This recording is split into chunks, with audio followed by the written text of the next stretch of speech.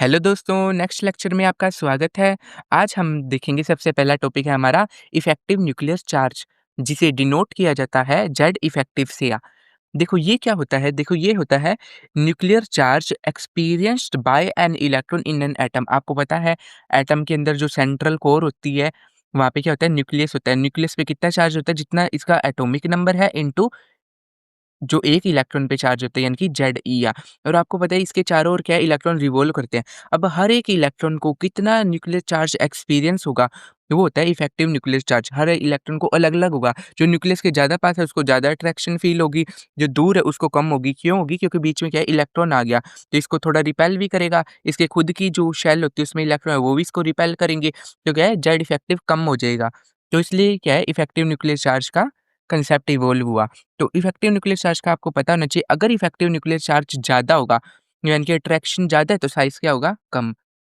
Z effective अगर कम है तो अट्रैक्शन कम है तो यानी कि साइज़ क्या होगा? ज़्यादा। ये हो गया। अब नेक्स्ट वाला देखते हैं शील्डिंग इफेक्ट। शील्डिंग इफेक्ट या फिर इसको कहा जाता है स्क्रीनिंग इफेक्ट।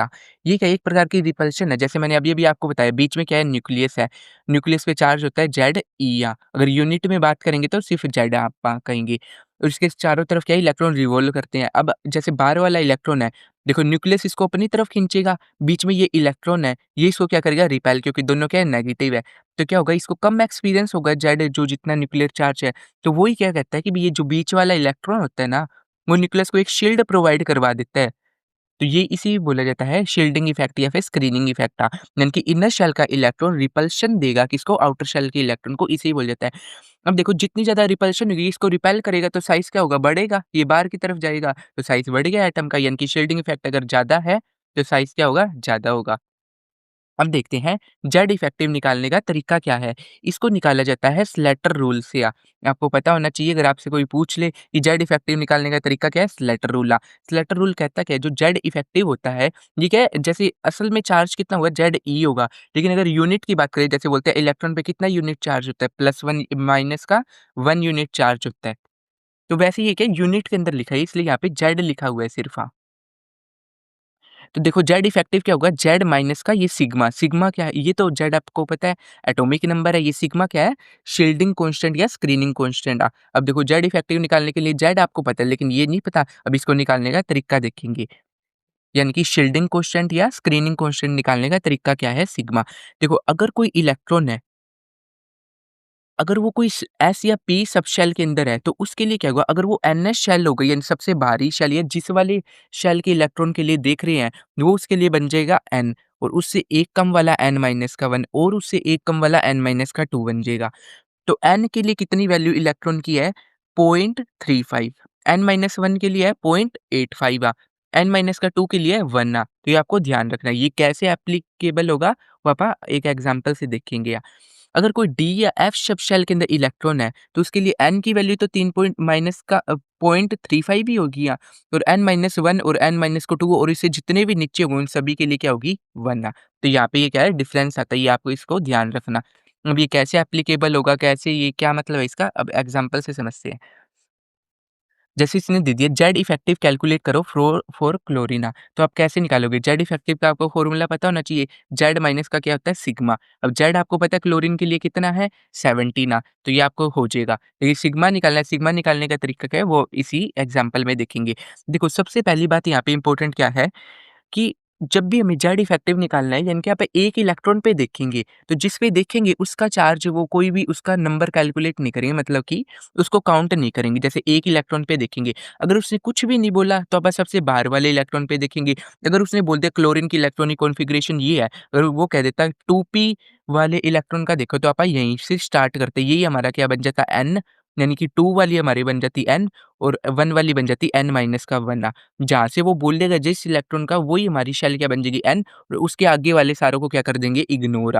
लेकिन अगर उसने कुछ भी नहीं बोला तो हम क्या करेंगे? सबसे आउटर मोस्ट को करेंगे। अब देखो क्योंकि यहाँ पे कितने इलेक्ट्रॉन है, टोटल कितने हैं? 7 है, लेकिन मैंने बोला एक पे तो आप देखेंगे उसको तो हटा देंगे, तो यहाँ पे कितने आएंगे? एन शेल में 6, और n माइनस 1 में कितने रहे? 2 और 6 8 आ गए। n माइनस का 2 के अंदर कितने आ जाएंगे? 2 इलेक्ट्रॉन। ठीक है, इलेक्ट्रॉन की संख्या है जो यहाँ पे है इन सब शेल के अंदर। अब इसका कैसे एप्लीकेशन है वो देखते हैं। जैसे सबसे पहली बात तो क्या है, एक इलेक्ट्रॉन पर इफ़ेक्ट देखेंगे और उस इलेक्ट्रॉन को आप काउंट नहीं करेंगे यहाँ, ठीक है? जैसे सबसे पहले क्या करेंगे, इलेक्ट्रॉनिक कॉन्फ़िगरेशन लिखेंगे, 17 क्लोरीन की यहाँ। तो इसकी इलेक्ट्रॉन कॉन्फ़िगरेशन है 1s2, 2s2, 2p6, 3s2, 3p5। अब क्योंकि इसने कुछ भी नहीं बोला तो आप बाहर वाले इलेक्ट्रॉन को देखेंगे और बाहर वाले के लिए ये 3 है, तो 3 के लिए ये क्या बन गया, इसके लिए हाईएस्ट वैल्यू यही है, तो ये बन जाएगी n। इससे 1 कम क्या है 2, ये बन जाएगी इसके लिए n माइनस का 1, और इससे 1 कम क्या हुआ 1, ये इसके लिए बन जाएगी n माइनस का 2, ठीक है?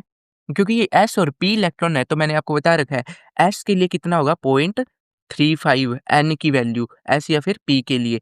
nth वाले के अंदर एक इलेक्ट्रॉन की वैल्यू आपको लिखनी है 0.35, n-1 के लिए लिखना है 0.85 लिखनी है, और n-2 के लिए आपको लिखनी है 1 ये मैंने आपको बता दी, बस यहाँ पे क्या है पुट करनी है वैल्यू।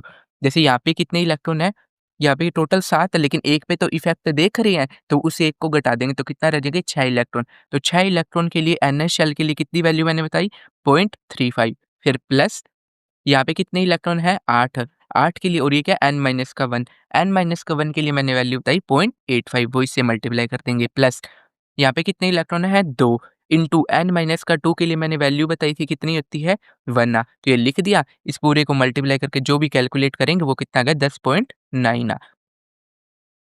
तो अब देखो जेड इफेक्टिव का फ़ॉर्मूला मैंने आपको बताया जेड माइनस का सिग्मा। अब जेड की वैल्यू आपको पता है कितनी होती है 17 सिग्मा अपन निकाल लिए 10.9 तो ये आ गया, माइनस करेंगे इतनी आ गई वैल्यू यानी जेड इफेक्टिव कैलकुलेट हो गया। अगर वो बोलता स्पेसिफिक इलेक्ट्रॉन के लिए निकालो, जैसे मान लो वो कह देता अगर 2p वाले इलेक्ट्रॉन के लिए निकालो, तो आप क्या करते इस सारे को इग्नोर कर देते या आपके लिए यही शेल बन जाती हाईएस्ट वाली n, ये बन जाती n माइनस का 1 तो आपा क्या करते हैं यहाँ पे टोटल इलेक्ट्रॉन कहते हैं 2p के लिए निकालो, टोटल है 8 लेकिन एक पे तो निकालेंगे तो टोटल कितने रह जाते 7 इलेक्ट्रॉन पे ही देखते हैं। तो इसके लिए क्या करते हैं 7 इंटू n के लिए कितनी होती है 0.35 प्लस n माइनस का 1 कितने यहाँ पे इलेक्ट्रॉन 2 है, n माइनस का 1 के लिए कितनी थी 0.85 तो ऐसे करके आप कैलकुलेट करोगे वो आपका आंसर आ जाएगा सिग्मा, और जेड तो उतना ही रहेगा, ठीक है? तो आप आराम से कैलकुलेट कर सकते हो। अब एक और एग्जांपल देख लेते हैं, जैसे इसने बोल दिया जेड इफेक्टिव निकालो फॉर सोडियम। इसने कुछ भी नहीं बोला तो अब क्या आउटर मोस्ट के लिए निकालेंगे, ठीक है? सबसे पहले सोडियम की इलेक्ट्रॉनिक कॉन्फ़िगरेशन लिखेंगे 1s2, 2s2, 2p6, 3s1। अब देखो क्योंकि एक इलेक्ट्रॉन के लिए देखेंगे और बाहर एक ही इलेक्ट्रॉन है तो ये हमारा बन जाएगा n, इससे कम वाला बनेगा n का 1 उससे कम वाला बनेगा n का 2। यहाँ पे एक इलेक्ट्रॉन तो nth में 0 आ गए।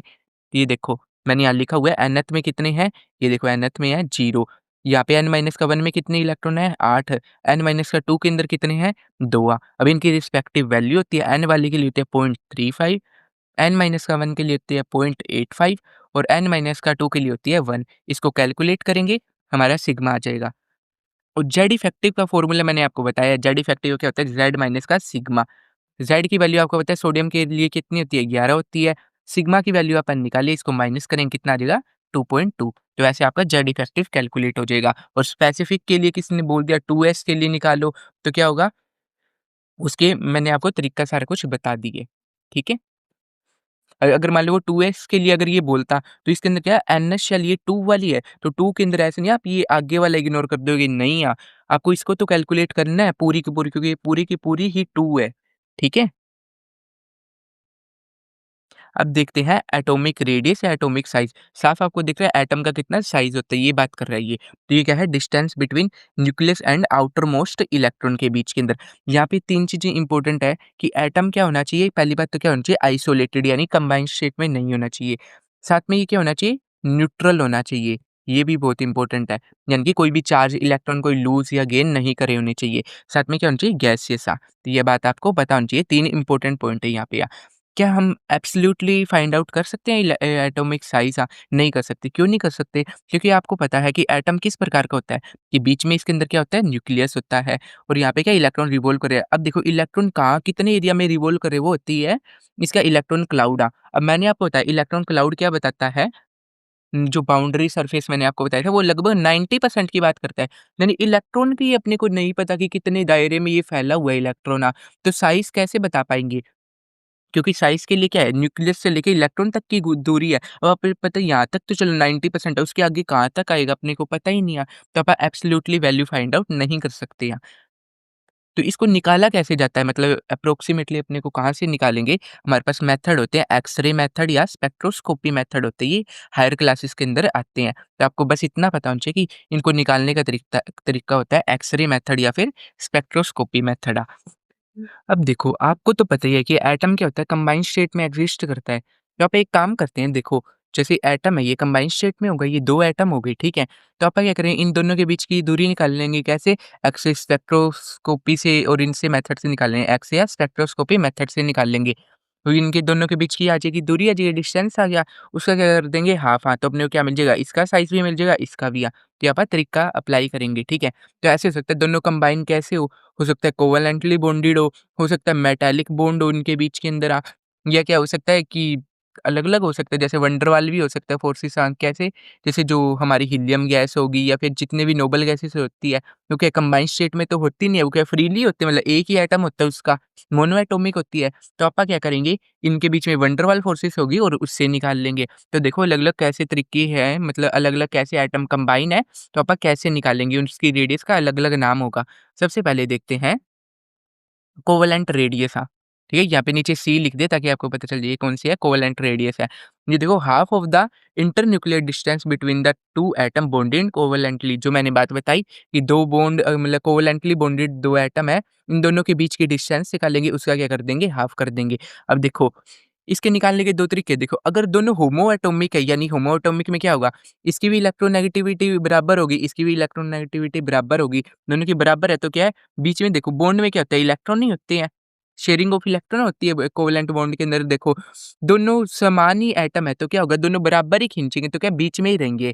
तो क्या आप आराम से निकाल लेंगे, यानी कि दोनों की डिस्टेंस निकाल लेंगे दोनों बीच की और उसका क्या कर देंगे, हाफ अपना आ जाएगा, इसका रेडियस लेकिन अगर मान के देखो ये तो होमो एटॉमिक थे, यानी दोनों सेम थे।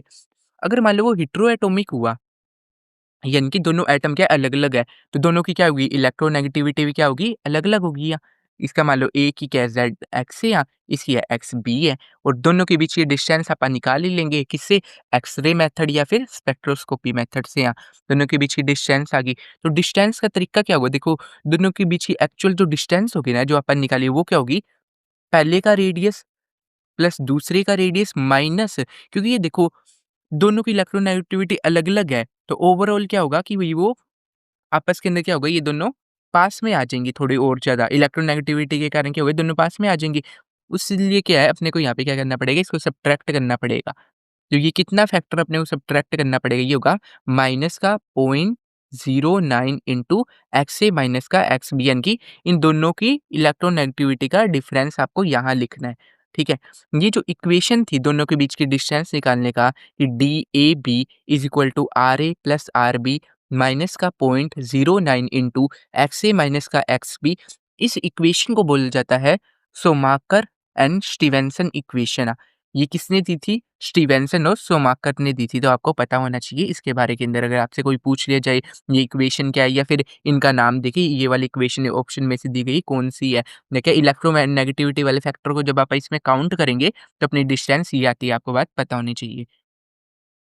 उसके बाद में देखते हैं अगर दोनों एटम क्या है मेटालिकली मतलब क्या है बॉन्डेड है। मेटालिक में क्या होता है कि बीच में क्या होता है कोर होती है और वो क्या है इलेक्ट्रॉन क्या है एक सी की तरह जैसे है पूरे जैसे ये पूरा मेटल का क्रिस्टल है। यहाँ पे बीच में क्या हो कोर के ऐसे हो गया, ये कोर होगी और इलेक्ट्रॉन क्या होता है पूरे के अंदर रिवॉल्व करते हैं। तभी क्या होता है इलेक्ट्रिसिटी कंडक्ट करती है। तो इसमें क्या होगा मेटालिक रेडियस क्या होगी मेटालिक क्रिस्टल में 2 मेटल एटम की इंटरन्यूक्लियर डिस्टेंस का हाफ हो जाएगी या वैसे क्या होगा वंडर वाल क्या होगा कि जैसे हीलियम गैस वगैरह ये हो गया उनके लिए हो जाएगा, ठीक है? तो उसके अंदर क्या होगा निकालने का इसका तरीका क्या है? जैसे मान लो अगर कोई 2 हाइड्रोजन के मॉलिक्यूल है, इनके बीच की डिस्टेंस निकालनी है आपको। तो इसके निकालने का तरीका क्या है? आप 2 हाइड्रोजन की पहली बात तो क्या है 2 मॉलिक्यूल लोगे, निकालना क्या है? खाली 1 हाइड्रोजन का रेडियस निकालना है। उसके लिए क्या करेंगे 2 मॉलिक्यूल लेंगे हाइड्रोजन वाले, ठीक है? इन दोनों के बीच की क्या ये दोनों के बीच में कौन-सी फ़ोर्स लग रही है? वैन डर वाल फ़ोर्सेस, ये आपको पता होना चाहिए। अब इन दोनों के बीच की क्या निकालेंगे दूरियाँ, ठीक है? और उसका क्या कर देंगे हाफ़ तो इस एक की मिल जाएगी अपने को, ठीक है? तो यानी ये क्या कहता है 2 कोवेलेंट बॉन्डेड से बॉन्डेड मॉलिक्यूल के एटम के इंटरन्यूक्लियर डिस्टेंस का हाफ़ कैसे? ये 2 कोवेलेंट बॉन्डेड है।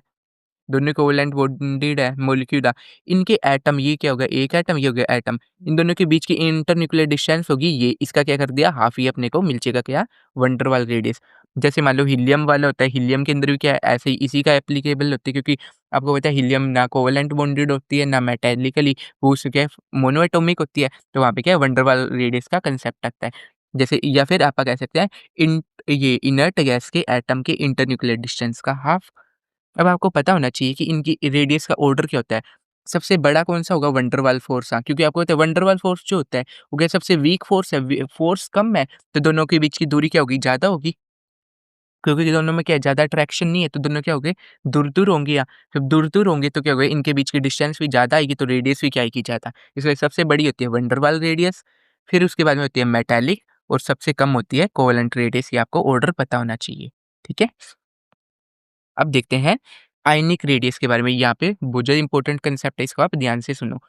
आयनिक रेडियस आपको पता है, कोई भी एटम होता है उसके अंदर क्या है, बीच में क्या होता है, न्यूक्लियस होता है, साइड में क्या इलेक्ट्रॉन रिवॉल्व कर रहे हैं। अगर ये इलेक्ट्रॉन डोनेट कर देगा, ये क्या है, रिमूव हो जाएगा, यहाँ से चला जाएगा इलेक्ट्रॉन, तो क्या होगा, यहाँ पे इस पे क्या आएगा, पॉजिटिव चार्ज बढ़ेगा, इफेक्टिव न्यूक्लियर चार्ज क्या होगा, बढ़ेगा। तो क्या होगा, उसे बोल देते हैं आपका कैटायन। और ये एक इलेक्ट्रॉन लेगा अपनी शेल में, तो क्या होगा, इलेक्ट्रॉन फालतू आ गया, तो इलेक्ट्रॉन पे नेगेटिव चार्ज होगा, तो ये क्या नेगेटिव बन जाएगा, तो उसे बोल देते हैं अनायना। तो ये आपको पता होना चाहिए। जैसे सोडियम है, इसकी साइज़ की बात करेंगे तो आपको मैं आप बताता हूँ क्या होगा इसका साइज़। लेकिन आप ये बात देखो, ये देखो सोडियम ये तो सिंपल है, जो न्यूट्रल है। प्लस का मतलब है इसने क्या कर रखा है, एक इलेक्ट्रॉन लूज़ कर रखा है। क्लोरीन है ये, क्लोरीन के ऊपर नेगेटिव का मतलब इसने एक इलेक्ट्रॉन ले रखा है। यहाँ पे माइनस का 3 नेगेटिव का मतलब है इसने 3 इलेक्ट्रॉन ले रखा है, इसने 2 इलेक्ट्रॉन ले रखा है, इसने 1 इलेक्ट्रॉन ले रखा है। अब आपका इसका साइज़ पूछा जाता है कि साइज़ क्या होगा? अब देखो मैंने आपको बताया, देखो इलेक्ट्रॉन इलेक्ट्रॉन में क्या होगी, रिपल्शन, यानी कि जितना नेगेटिव चार्ज आएगा, ये रिपल्शन होगी, रिपल्शन के कारण क्या है, साइज़ बढ़ जाएगा। तो ये आपको ध्यान रखना है कि जितना ज़्यादा नेगेटिव चार्ज होगा, नेगेटिव चार्ज जितना ज़्यादा होगा, साइज़ भी उतना ही ज़्यादा होगा, ठीक है? जितना ज़्यादा पॉज़िटिव चार्ज जितना ज़्यादा होगा, साइज़ क्या होगा, उतना ही कम होगा, ठीक है?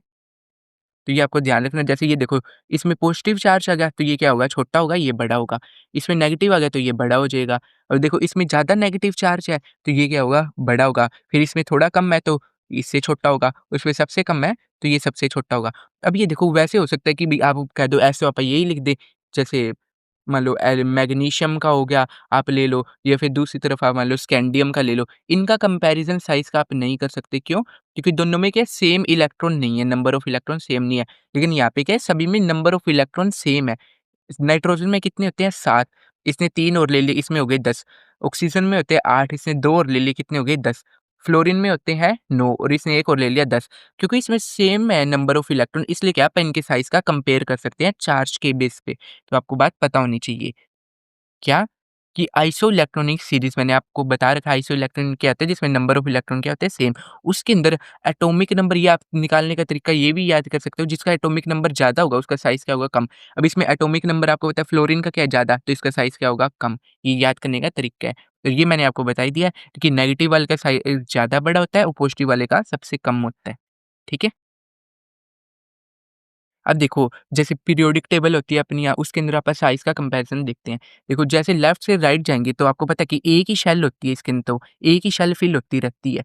तो जैसे ही इसके अंदर पहले में एक इलेक्ट्रॉन आ जाए, जैसे लिथियम है, लिथियम में क्या होगा, पहले 1 इलेक्ट्रॉन आएगा, बेरिलियम में क्या होंगे, 2 आ जाएँगे, बोरोन में क्या होगा, 3 आ जाएगा, फिर 4, 5, लास्ट में नियोन में क्या है, इधर पूरे के पूरे 8 आ जाते हैं, जो इस वाली शेल के अंदर इलेक्ट्रॉन होते हैं। तो ये आपको बात पता होनी चाहिए, यानी कि सेम ही शेल में इलेक्ट्रॉन की संख्या बढ़ रही है। शेल सेम ही है, तो क्या होगा, इफेक्टिव न्यूक्लियर चार्ज क्या होगा, वो बढ़ेगा, ठीक है?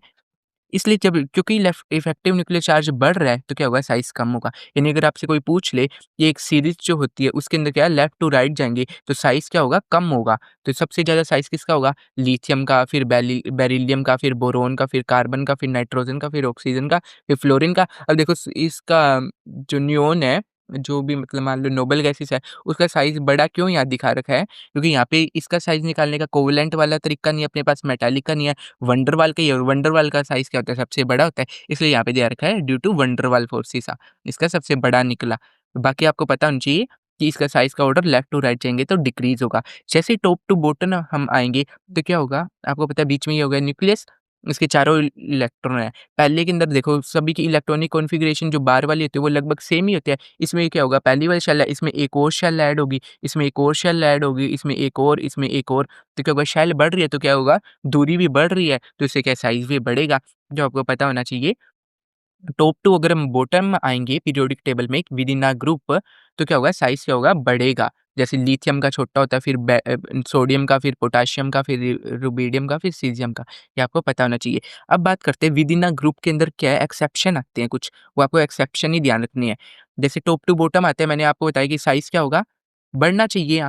अब देखो फर्स्ट वाले ग्रुप में कोई दिक्कत नहीं है, सेकंड वाले में कोई दिक्कत नहीं है, लेकिन जो 13 वाला है उसके अंदर दिक्कत आएगी, क्या आएगी? ये देखो। देखो 13 वाले ग्रुप कोई होता है बैंगन, आलू, गाजर, इन, थैला इसको याद करने की ठीक है, ट्रिक है, ठीक है? आपको पता होना चाहिए। तो देखो अब होना क्या चाहिए, टॉप टू बॉटम हम जाएँगे तो साइज़ क्या होना चाहिए? बढ़ना चाहिए, लेकिन यहाँ पे एक्सेप्शन आती है कहाँ पे? यहाँ पे। तो ये आपको एक्सेप्शन ही पता होना चाहिए, क्योंकि आपको क्या है जहाँ पे एक्सेप्शन होता है वहीं से क्या है क्वेश्चन क्रिएट होता है, आपको पता होना चाहिए।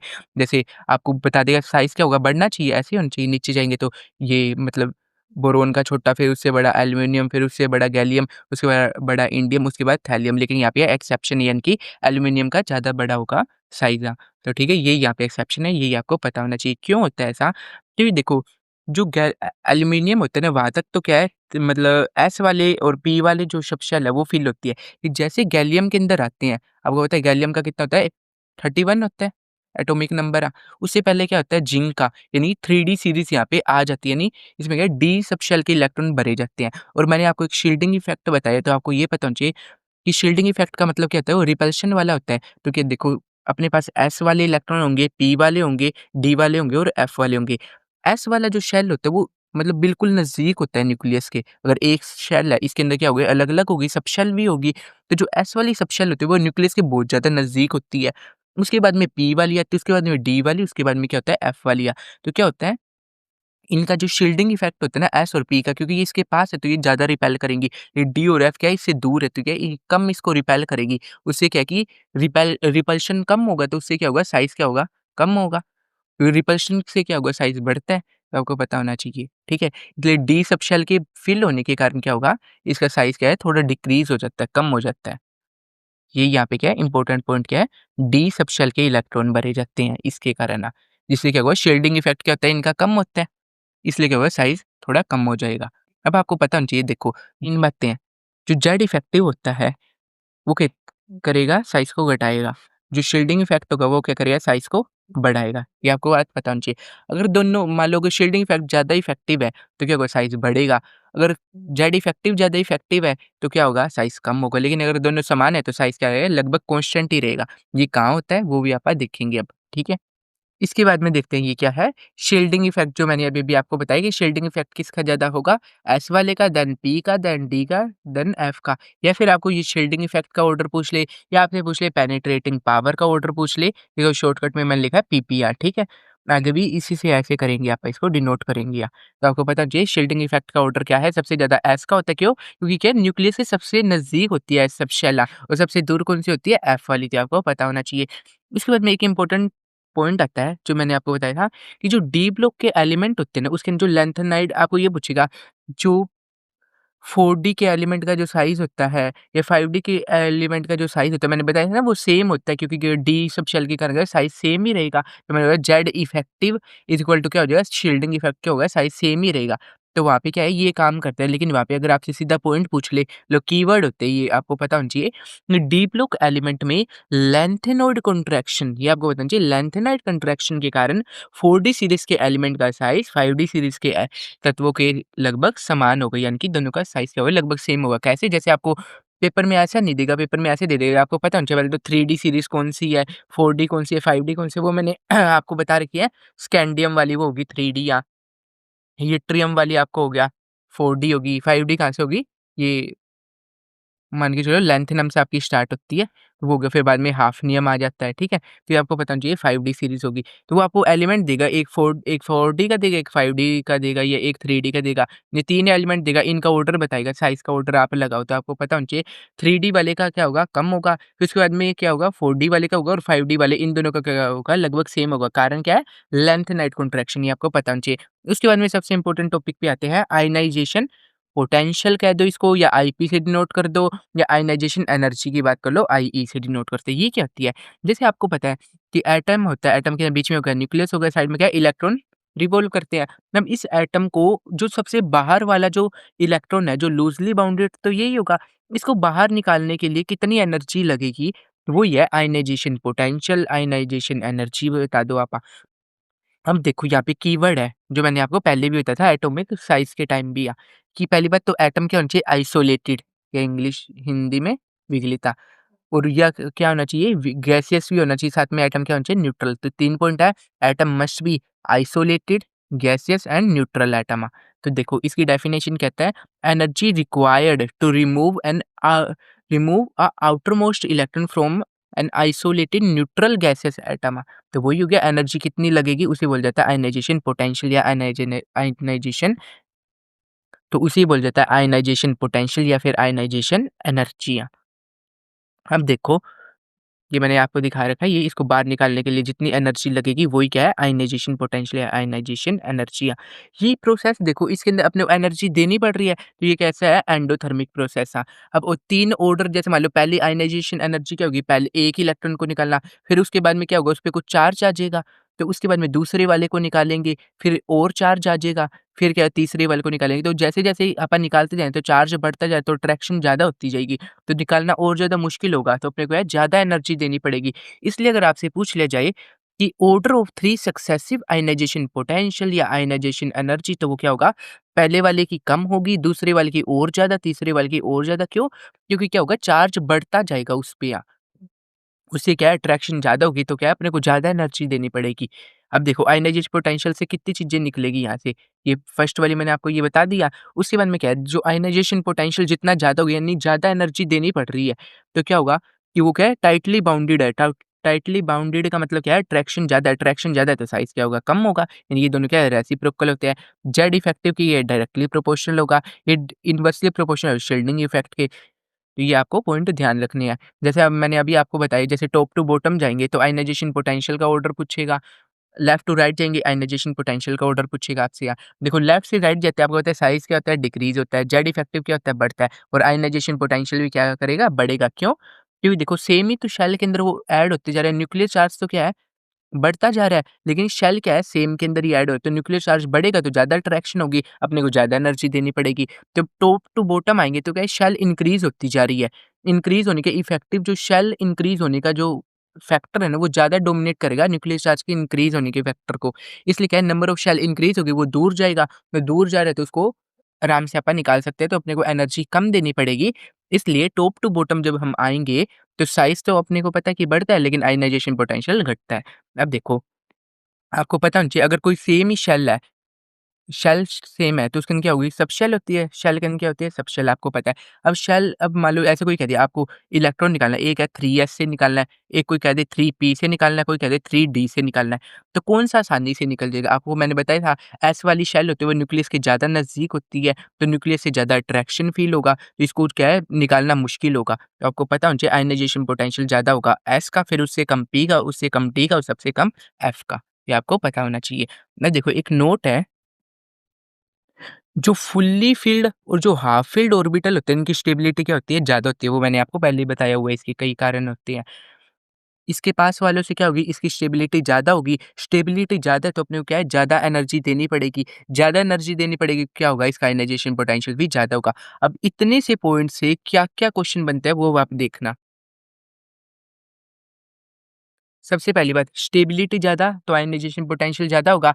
तो सबसे पहली बात इन अ पीरियड इनर्ट गैस की आयनाइज़ेशन पोटेंशियल क्या होगी maximum since they have completely filled orbital आपको मैंने बताया जितनी ज़्यादा फिल्ड होगा कंप्लीटली फिल्ड होगा तो उससे क्या होगा उसकी स्टेबिलिटी ज़्यादा तो अपने को ज़्यादा एनर्जी देनी पड़ेगी यानी कि एक पूरा जो ऐसे अपने पीरियड होते हैं 7 तो इसमें पूछ रहे सबसे ज़्यादा किसकी होगी तो आपको पता होना चाहिए सबसे ज़्यादा होगी जो हमारी नोबल गैसेस होती है इनकी होगी सबसे ज़्यादा आयनाइज़ेशन पोटेंशियल। जैसे ये होगा, ये अब देखो मैं इनकी बात नहीं कर रहा lithium, beryllium, boron, carbon, nitrogen, oxygen, fluorine इनका ऑर्डर क्या होगा, इसमें किसकी ज़्यादा किसकी कम। लेकिन इन सबसे ज़्यादा तो नियोन वाले की होगी, यानी कि नोबल गैस वाले की होगी आयनाइज़ेशन पोटेंशियल। अगर इन्हीं की बात करें, इनमें क्या होगा ऑर्डर, तो वो देखते हैं। देखो होना क्या चाहिए, आपने बताया कि लेफ्ट टू राइट जाएँगे तो क्या होगा, आयनाइज़ेशन पोटेंशियल बढ़ेगा, तो होना क्या चाहिए, सबसे कम लिथियम की, फिर बेरिलियम, फिर बोरोन, फिर कार्बन, फिर नाइट्रोजन, ऑक्सीजन, फ्लोरीन और नियोन। लेकिन मैंने आपको साथ में एक और चीज़ भी बताई, क्या? कि जो एस वाला होता है, या फिर मैंने आपको ये बात बताई है, जो फुल्ली फ़िल्ड और हाफ़ फ़िल्ड होता है, उनकी स्टेबिलिटी क्या होती है, ज़्यादा होती है। साथ में मैंने आपको ये भी बताया, जो पेनिट्रेटिंग पावर जो होती है, वो सबसे ज़्यादा किसकी होती है, एस की, देन पी की, देन डी की, देन एफ की। ये 2 पॉइंट से क्या है, यहाँ पे ये 2 एक्सेप्शन क्रिएट होती है, इसलिए आपका इसका ऑर्डर पूछा जा सकता है। जैसे आपको ये इनमें से हो सकता है कोई 4 एलिमेंट दे दिया, इनका ऑर्डर पूछ ले कि आप ऑर्डर बताऊँगा, तो ये आपको बहुत काम आएगा, ठीक है? अब ये सिर्फ़ इसी में नहीं है कि बेरिलियम और बोरोन में, बेरिलियम कौन-सा ग्रुप है? सेकंड ग्रुप, ये कौन-सा है? 13 वाला ग्रुप। यानी आपको कोई 2 एलिमेंट दे दे, दूसरे वाले ग्रुप का और 13 वाले का, तो इनके कंपैरिज़न में भी यही ऑर्डर रहेगा। मतलब जनरली ये बात होती है। और वैसे अगर ये कौन-सा होता है, 15वां ग्रुप, ऑक्सीजन वाला होता है 16वां ग्रुप, यानी 16वां ग्रुप और 15वां ग्रुप के हर एलिमेंट में यही ऑर्डर रहेगा कि नाइट्रोजन वाले की ज़्यादा होगी आयनाइज़ेशन पोटेंशियल। ये क्यों होगी? क्योंकि अभी देखते हैं। सबसे पहले इनकी इलेक्ट्रॉनिक कॉन्फ़िगरेशन देखो। इन सारों की इलेक्ट्रॉनिक कॉन्फ़िगरेशन लिख लिया या लिखी हुई है। अब देखो इसकी इलेक्ट्रॉनिक कॉन्फ़िगरेशन देखो, यहाँ पे क्या है, 2s2। s के अंदर कितने ऑर्बिटल होते हैं? एक ही ऑर्बिटल होता है। एक ऑर्बिटल में कितने इलेक्ट्रॉन आएँगे? 2 इलेक्ट्रॉन आएँगे। यहाँ पे दोनों के दोनों फ़ील्ड है। यहाँ बात करेंगे यहाँ पे कि 2s2, यहाँ पे तो 2 ही आए। उसके आगे क्या है, p, p वाले के अंदर 3 ऑर्बिटल होते हैं और यहाँ पे सिर्फ़ 1 ही भरा हुआ है। तो इस वाले को निकालना आसान है, क्योंकि p वाला है सबसे पहली बात तो ये। और यहाँ पे जब निकालें तो s वाला है। पहली बात तो ये कंप्लीटली फ़िल्ड हो गया। ये क्या है, खाली 1 ही भरा हुआ है, इसको निकालना वैसे ही आसान हो गया। और s वाला जो है वो क्या न्यूक्लियस के ज़्यादा नज़दीक है, तो इसको निकालना ज़्यादा मुश्किल होगा।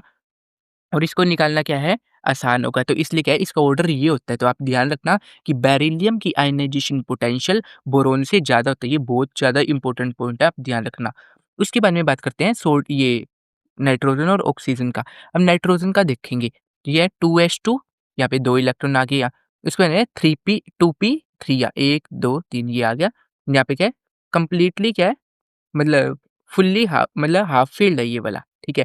जबकि ऑक्सीजन की बात करें, इसमें क्या है, 2s2 है और 2p4 है।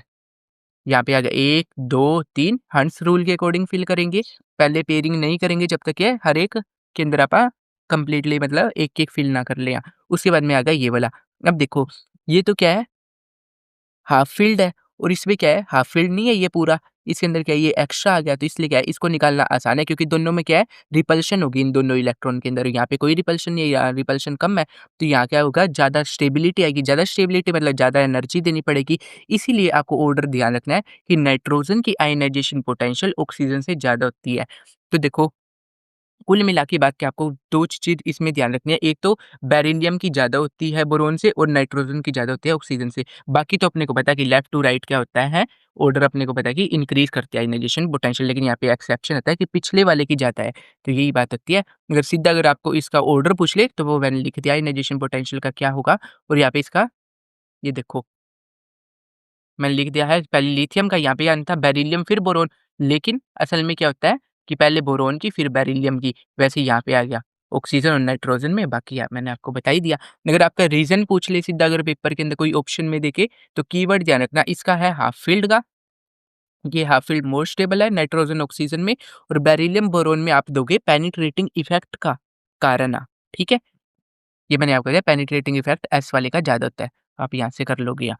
उसके बाद में सेम ये चीज़ किस में आ जाएगी? लिथियम वाले में आ गई, तो ये सोडियम वाले, यानी कि ये कौन-सा पीरियड हो गया सेकंड पीरियड, ये आ गया थर्ड वाला पीरियड सोडियम वाला आ गया, और यहाँ पे मैग्नीशियम और एल्युमिनियम वाला मैंने बताया दूसरा ग्रुप और 13वां ग्रुप के एलिमेंट के अंदर होगा, ठीक है? उसके बाद में क्या होता है, वो डी वाले फ़ील्ड हो जाते हैं, तो क्या है, ऑर्डर ये डिस्टर्ब हो जाता है, लेकिन ये सेकंड पीरियड और थर्ड पीरियड के अंदर ये चीज़ें लागू होगी। इन दूसरा ग्रुप और 13वें ग्रुप का ऑर्डर यहाँ पे चेंज होता है, और यहाँ पे कौन-सा है, 15वां ग्रुप और 16वें ग्रुप का, ठीक है? तो सेम वही चीज़ है, आर्गन की ज़्यादा होगी क्योंकि ये फुल्ली फ़िल्ड है, यहाँ पे हाफ फ़िल्ड और यहाँ पे पेनिट्रेटिंग इफ़ेक्ट था। तो ये ऑर्डर भी आप ध्यान रखना, यहाँ पे क्या होगा, कि यहाँ पे मैग्नीशियम, एल्युमिनियम का ध्यान रखना और फास्फोरस और सल्फर का ध्यान रखना। उसके बारे में बात करते हैं, आयनाइज़ेशन पोटेंशियल सबसे कम किसका होगा, सबसे मिनिमम किसका होगा? सबसे मैक्सिमम मैंने आपको बता ही दिया है किसका होगा, इनर्ट गैस का होगा, ठीक है? सबसे कम होगा अल्कली एलिमेंट का, ठीक है? ये ध्यान रखना आप।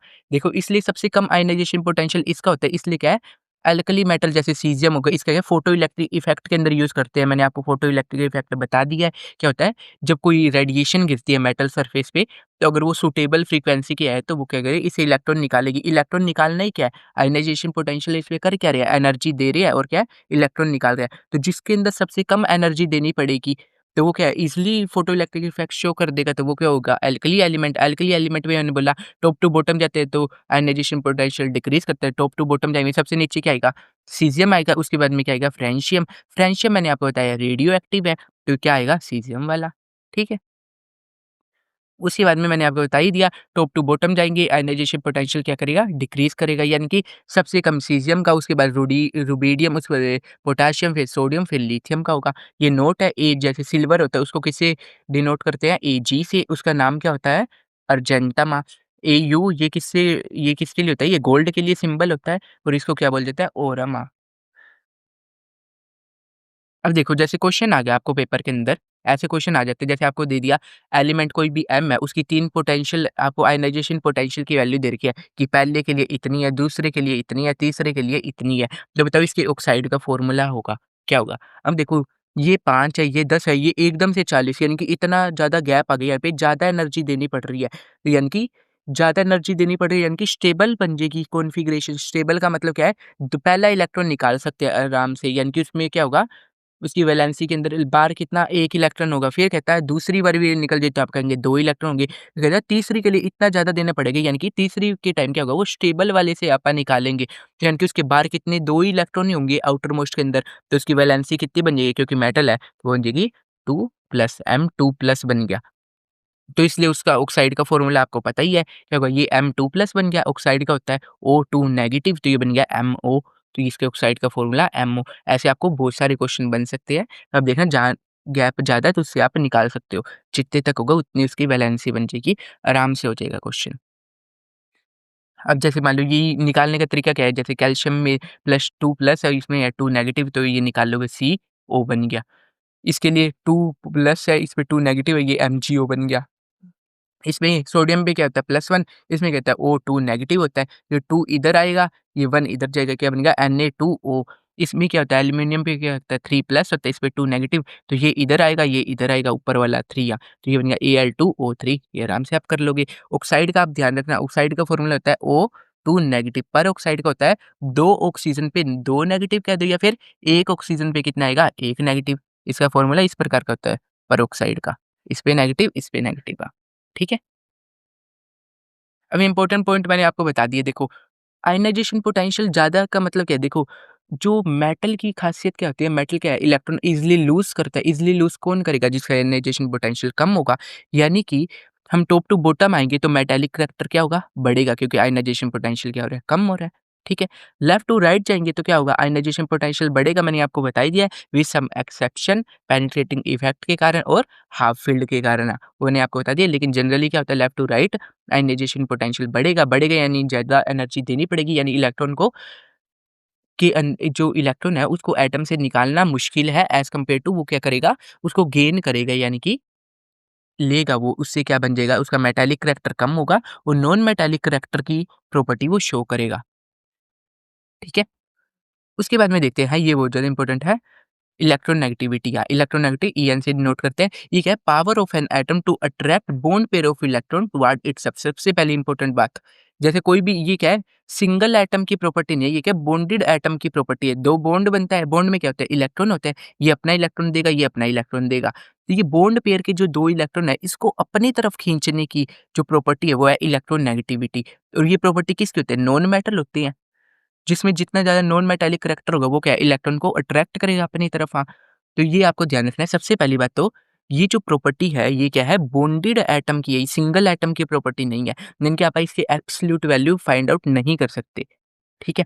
और अगर आपसे कोई पूछ ले आइसोलेटेड एटम की कितनी होगी तो उसकी तो 0 ही है, उसमें तो अट्रैक्ट क्या करेगा वो? उसका ही है तो वो क्यों अट्रैक्ट करेगा? ठीक है? तो आपको ध्यान रखना है इलेक्ट्रोनेगेटिविटी कहते हैं power of an atom to attract bond pair of electron toward itself. जैसे 2 एटम दे दिए अब ये देखो यहाँ पे वो इलेक्ट्रॉन हो गए, इसके अंदर क्या है 2 इलेक्ट्रॉन है। अब देखो इसकी इलेक्ट्रॉन एक्टिविटी ज़्यादा होगी न तो ये इसको अपनी तरफ खींचेगा, तो इलेक्ट्रॉन पे क्या होता है नेगेटिव चार्ज, नेगेटिव इसकी तरफ आ रहा है तो इस पे क्या है पार्शियली नेगेटिव चार्ज आ जाएगा, और इससे दूर जा रहे हैं तो इस पे क्या आ जाएगा पार्शियली पॉजिटिव चार्ज आ जाएगा। ठीक है? तो आपका कह सकते हैं कि बी जो होगा उसकी इलेक्ट्रॉन एक्टिविटी ज़्यादा है एज़ कम्पेयर टू ए। ठीक है? और ये पॉइंट मैंने आपको पहले ही बता दिया है कि ये क्या है बॉन्डेड एटम की प्रॉपर्टी है, और आइसोलेटेड की बात करेंगे तो इसकी इलेक्ट्रॉन एक्टिविटी होगी 0। इलेक्ट्रॉन एक्टिविटी का कांसेप्ट किसने दिया? वो है पोलिंग ने दिया। ठीक है? ये आपको पता होना चाहिए। अब इलेक्ट्रॉन एक्टिविटी क्या था? जो ये पोलिंग था इसने क्या किया? मैंने पहले ही आपको बताया कि आप देखो एग्ज़ैक्ट वैल्यू इसकी निकाल नहीं सकते। इसे बोला आर्बिट्रेरी एक किसी की भी मान लो फ्लोरीन किसने क्या मान ली? 4 मान ली। फ्लोरीन किसने मान ली? इलेक्ट्रॉन एक्टिविटी कितना है? 4.0। इसने अज़्यूम कर ली कि इसी की सबसे ज़्यादा हाईएस्ट इसी की होगी, क्योंकि देखो ये क्या है? ये तो आइसोलेटेड रहते हैं नोबल गैस, तो इनकी तो 0 ही आएगी। अब देखो सबसे ज़्यादा किसकी होगी? फ्लोरीन की, जो टॉप टू बॉटम क्या होता है? ये डिक्रीज़ करता है। लेफ्ट टू राइट इंक्रीज़ करेगा तो सबसे ज़्यादा कहाँ पे आएगी? फ्लोरीन की आएगी। तो इसने क्या किया रैंडमली आर्बिट्रेरीली क्या किया फ्लोरीन किसने मान ली 4.0। तो ये आपसे पूछा जा सकता है फ्लोरीन की कितनी है 4.0, ये कैसे मान ली? कहीं से निकाली? नहीं, आपने ऐसे ही बस मान ली गया। इसके कंपैरिज़न में आपने बाकी निकाल ली। देखो एग्ज़ैक्ट वैल्यू तो अपन निकाल ही नहीं सकते। देखो ये क्या होगा जो इलेक्ट्रॉन एक्टिविटी कांसेप्ट है ये क्या रिलेटिव कांसेप्ट है। आपको पूछ ले कोई एग्ज़ैक्ट वैल्यू है नहीं, ये तो अपने ऐसे बस मान ली है। ठीक है? ये आपको पता होना चाहिए। तो इसके कंपैरिज़न में जब आपने बाकी की निकाली तो आप ये ध्यान रखना ये पहले ये अगर आपसे मतलब न्यूमेरिकल में भी काम आ सकती है जहाँ पे आयनिक मतलब करैक्टर वगैरह पूछा जा सकता है। और मैंने आपको एक फ़ॉर्मूला बताया था डीएबी का फ़ॉर्मूला क्या बताया था? आरए प्लस का आरबी माइनस का 0.09 एक्स ए माइनस का एक्स बी। तो ये एक्स से एक्स बी क्या था? इलेक्ट्रॉन एक्टिविटी था। कहीं पे ये एटम दे रखे हो तो आपको यहाँ से इलेक्ट्रॉन एक्टिविटी इसमें काम आएगी फिल करने में।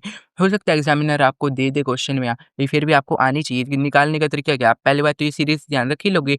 Lithium, beryllium, boron, carbon, nitrogen, oxygen, fluorine और sodium, magnesium, aluminium, silicon, phosphorus, sulphur, chlorine आ गया। ये तो आपको ध्यान है। इसकी 0 होती है आपको हो ही गया। इसका ध्यान रखिए 10 ये जैसे 1, 1.5, 2, 2.5, 3, 3.54 ऐसे करके सीरीज़ में याद करोगे 5 पॉइंट 5 का तो गैप है हो जाएगी। ना क्या 3 का टेबल चल रहा है 0.3, 0.3 का टेबल चल रहा है 0.9, 1.2, 1.5, 1.8, 2.1 फिर यहाँ पे जाके थोड़ा-सा चेंज है 2.5 और इसका आ गया 3। तो आपको बस इतना ही ध्यान रखना है। या आपके पेपर में काम आ जाए। इम्पोर्टेंट वाली मैंने आपको बता ही दी। फ्लोरीन की 4 है, हाइड्रोजन की ध्यान रखना 2.1 है, कार्बन की 2.5, आयोडीन की तो फ्लोरीन, क्लोरीन, ब्रोमीन, आयोडीन आप ध्यान रख लोगे इसकी 4 है, इसकी कितनी है 3.5 है, ठीक है? लेकिन 3.5 नहीं इसकी है 3 है, ठीक है? उसके बाद के अंदर क्या है ब्रोमीन की 2.8 है, इसकी 2.5 है, ये आप ध्यान रख लें, ये थोड़ी-सी इम्पोर्टेंट है, ठीक है? उसके अलावा फ्लोरीन की मैंने आपको बता ही दी कितनी है 4 है, इसकी 3.5 है। इन सबसे ज़्यादा किसकी है? फ्लोरीन की, उससे कम किसकी है? ऑक्सीजन की 3.5, उससे कम किसकी है? नाइट्रोजन की 3 और क्लोरीन की भी 3 है। ठीक है? ये आपको ध्यान रखना है। लेकिन अगर आपको ऑर्डर पूछेगा कि फ्लोरीन, ऑक्सीजन, नाइट्रोजन, क्लोरीन इसका इलेक्ट्रोनेगेटिविटी का ऑर्डर बताओ। सबसे ज़्यादा आपको पता है ये आएगा यानी कि पहले फ्लोरीन फिर ऑक्सीजन। लेकिन इसमें आपको नहीं पता तो देखो इन दोनों की वैसे तो 3 ही है, लेकिन क्योंकि इसका साइज़ छोटा है तो ये ज़्यादा अट्रैक्शन होएगी। तो यहाँ पे क्या है इसकी ज़्यादा होगी। ठीक है? कंपैरेटिवली उसके अलावा आप इसकी भी ध्यान रख सकते हो, ये वाले की भी ये मैंने बता दिया देखो, आपकी मर्ज़ी आप इसको याद रखो या ना रखो, ठीक है? लेकिन मैंने क्या किया आपको बता दिए ये, इम्पोर्टेंट है इसलिए। ये सीधा सीरीज़ में आप ध्यान रखोगे, आप याद कर लोगे ये टेबल ही ग्रुप ही तो है, lithium, sodium, potassium, rubidium, caesium यहाँ पे कितना है 1.0 अगर 0.9, 0.8 फिर 0.8 फिर 0.7 इतना तो ध्यान रख ही सकते हो जाएगा आपका। देखो इलेक्ट्रोनेगेटिविटी क्या है? साइज़ के इनवर्सली प्रोपोर्शनल होगी आपको मैंने बता ही दिया है। देखो लेफ्ट टू राइट जाएँगे इलेक्ट्रॉन एक्टिविटी इंक्रीज़ करेगी, टॉप टू बॉटम जाएँगे इलेक्ट्रॉन एक्टिविटी डिक्रीज़ करेगी। कारण क्या है? क्योंकि साइज़ पे ये डिपेंड करती है। उसके अलावा आप ये देखो, जैसे अपन ये देखा हम लेफ्ट टू राइट जाएँगे तो साइज़ क्या होता है डिक्रीज़, टॉप टू बॉटम जाएँगे साइज़ क्या होता है इंक्रीज़। तो जैसे अब सीज़ियम की बात लो, इसका एटॉमिक नंबर आपको ध्यान होना चाहिए कितना है 55 है। इसका साइज़ अपन देखा सबसे ज़्यादा होगा क्योंकि क्या है तो यहाँ पे जाएँगे तो क्या करेगा डिक्रीज़ ही करेगा यानी कि सबसे ज़्यादा ईसी वाले ग्रुप कौन से है और टॉप टू बॉटम जब जाएँगे तो इंक्रीज़ करता है, सबसे ज़्यादा नीचे वाले कौन चाहिए और मैंने आपको बताया नीचे क्या है, फ्रेंशियम रेडियो एक्टिव है, तो इसकी तो बात ही नहीं करेंगे तो क्या आ जाएगा सीज़ियम। सीज़ियम का साइज़ क्या है मैक्सिमम, ये मैंने आपको बता ही दिया आयनाइज़ेशन पोटेंशियल इसका सबसे मिनिमम होता है। और ये इसका मैंने आपको बता ही दिया use in photo electric effect ठीक है? उसके बाद में ये देखो आप जो रिड्यूसिंग एजेंट क्या होते हैं, इसको बोला जाए अपचायक। जो दूसरों को रिड्यूस करते उसे बोला जाता है रिड्यूसिंग एजेंट। रिड्यूस करने का मतलब क्या है? रिडक्शन का मतलब क्या होता है? देखो, रिडक्शन का मतलब होता है gain of electron, gain of electron, इसका मतलब होता है रिडक्शन। ये आपको ध्यान रखना है हमेशा कि रिडक्शन का मतलब क्या है? Gain of electron. तो रिड्यूसिंग एजेंट क्या होगा? जो दूसरे को रिड्यूस करेगा वही तो होगा रिड्यूसिंग एजेंट। यानी खुद क्या हो जाएगा? ऑक्सीडाइज़ हो जाएगा। अब देखो, क्योंकि इसका मतलब क्या है? रिडक्शन का मतलब गेन ऑफ इलेक्ट्रॉन, यानी कि रिडक्शन करवाने के लिए आपको इलेक्ट्रॉन चाहिए। तो रिड्यूसिंग एजेंट होगा जो इलेक्ट्रॉन देगा। तो अगर जो भी मतलब आपको कोई रिएक्शन दी हुई है, उसके अंदर कोई ऐसा एलिमेंट है जो क्या है? इलेक्ट्रॉन लूज़ कर रहा है, तो वो बन जाएगा वहाँ का रिड्यूसिंग एजेंट। रिड्यूसिंग प्रॉपर्टी का मतलब कि इसकी रिड्यूसिंग प्रॉपर्टी ज़्यादा है, तो आप बोलेंगे ये क्या है? स्ट्रॉन्ग रिड्यूसिंग एजेंट है। अगर आपसे पूछ लिया जाए सबसे स्ट्रॉन्गेस्ट रिड्यूसिंग एजेंट है कौन-सा? तो आपको पता होना चाहिए लिथियम है। और सबसे स्ट्रॉन्गेस्ट ऑक्सीडाइजिंग एजेंट कौन-सा है? तो है फ्लोरीन, F2 है। अगर आपसे ऑप्शन में फ्लोरीन भी दे दिया जाए तो F2 ज़्यादा है। ये वाला स्ट्रॉन्गेस्ट है ऑक्सीडाइजिंग एजेंट, तो आपको पता होना चाहिए। अब देखो, मैंने आपको बता ही दिया इनर्ट गैस बॉन्ड बनाती दी नहीं है जनरली। वैसे तो ये ज़ीनोन के भी कंपाउंड एग्जिस्ट करते हैं, ज़ीनोन F4 वगैरह ये हो गए। ये क्या है? मैंने लिखा है जनरली इनर्ट गैसेस जो होती है, वो क्या है? बॉन्ड नहीं बनाती हैं, इसलिए इनकी इलेक्ट्रॉन एक्टिविटी क्या होगी? 0 होगी। इलेक्ट्रॉन एक्टिविटी इस बात पे डिपेंड करती है। देखो, इलेक्ट्रॉन एक्टिविटी है क्या? इलेक्ट्रॉन को अपनी तरफ खींचना। खींचेगा कब? जब इसके पास में क्या होगा? पॉजिटिव चार्ज ज़्यादा होगा, इसलिए मैंने लिखा है इलेक्ट्रॉन एक्टिविटी डायरेक्टली प्रोपोर्शनल है पॉजिटिव चार्ज के। अब अगर आपसे पूछ लिया जाए एफ Fe2+ की ज़्यादा इलेक्ट्रॉन एक्टिविटी है या Fe3+ की? इसमें ज़्यादा पॉजिटिव चार्ज है तो ये ज़्यादा खींचेगा इलेक्ट्रॉन को, तो इसकी ज़्यादा होगी ये इलेक्ट्रॉन एक्टिविटी। लेकिन साइज़ का ऑर्डर मैंने आपको बताया, इसका क्या होगा? रिवर्स। जितना ज़्यादा पॉजिटिव चार्ज उसका साइज़ उतना ही कम। ये मैंने आपको बता दिया, तो साइज़ का ऑर्डर इसका रिवर्स होगा। अब देखो, मैंने आपको बताया इलेक्ट्रॉन एक्टिविटी क्या है? इलेक्ट्रॉन को अपनी तरफ खींचने की पावर। तो देखो, जिसमें जितना ज़्यादा एस करैक्टर होगा, यानी कि एस वाला क्या होता है? शेल के ज़्यादा नज़दीक होता है, तो ये इसको ज़्यादा अट्रैक्ट करेगा। जिसमें जितना ज़्यादा एस वाला करैक्टर होगा, तो इसकी इलेक्ट्रॉन एक्टिविटी क्या होगी? ज़्यादा। ठीक है? तो अब देखो, जो ऑर्गेनिक कंपाउंड की बात करते हैं, ये है अल्केन, ये है अल्कीन, ये है अल्काइन। तो इसके अंदर इसकी हाइब्रिडाइज़ेशन आपको पता होनी चाहिए, ये होती है sp3, इसकी sp2, इसकी होती है sp। इसमें परसेंटेज एस करैक्टर की बात करें, इसमें कितना है? 1 है एस। टोटल कितनी है? 3 और 1 4 बटा 4, यानी कि 25%। इसमें कितना है? 1 एस है, बटा में टोटल कितना है? 2 और 1 3, यानी 1/3, यानी कि 33.3%। इसमें कितने हैं? 2 है, 1 एस है, बटा में टोटल कितने हैं? 2, यानी 50%। परसेंटेज एस करैक्टर की बात करेंगे अल्कीन में, अल्काइन में, वो होगा इसमें 25% है, इसमें 33.3% है, इसमें 50%। तो अगर आपसे पूछ लिया जाए इलेक्ट्रॉन एक्टिविटी का ऑर्डर क्या होगा? तो आप आराम से बता सकते हो इलेक्ट्रॉन एक्टिविटी का ऑर्डर होगा अल्केन का सबसे कम, फिर अल्कीन का, फिर अल्काइन का। इनकी वैल्यू भी डिसाइडेड है पहले से, आपको पता होना चाहिए। इसके होते हैं 2.5, इसकी 2.75, इसके होते हैं 3.25। ये आप ध्यान रखना, ऑर्गेनिक केमिस्ट्री में बहुत काम आएगा।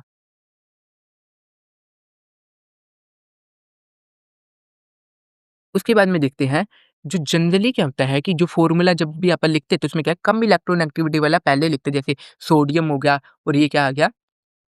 क्लोरीन आ गया। तो इनके अंदर सबसे कम इलेक्ट्रॉन एक्टिविटी किसकी है? सोडियम की। तो ये पहले लिखेंगे, फिर क्लोरीन का, फिर HCl। ये तो आपको पता ही है, NaCl का फ़ॉर्मूला ये है, HCl का ये है, H2O का ये है। अगर मान लो आपको ये वाले फ़ॉर्मूले दे दें जो आपने जनरली यूज़ नहीं होते, जैसे OCl2, आपसे पूछा जाए कौन-सा गलत लिखा हुआ है? आपको पता है, मैंने बताया था ऑक्सीजन की कितनी होती है? 3.5 होती है, क्लोरीन की होती है 3। तो पहले कम इलेक्ट्रॉन एक्टिविटी वाला आना चाहिए, यानी कि पहले Cl आना चाहिए, Cl2O।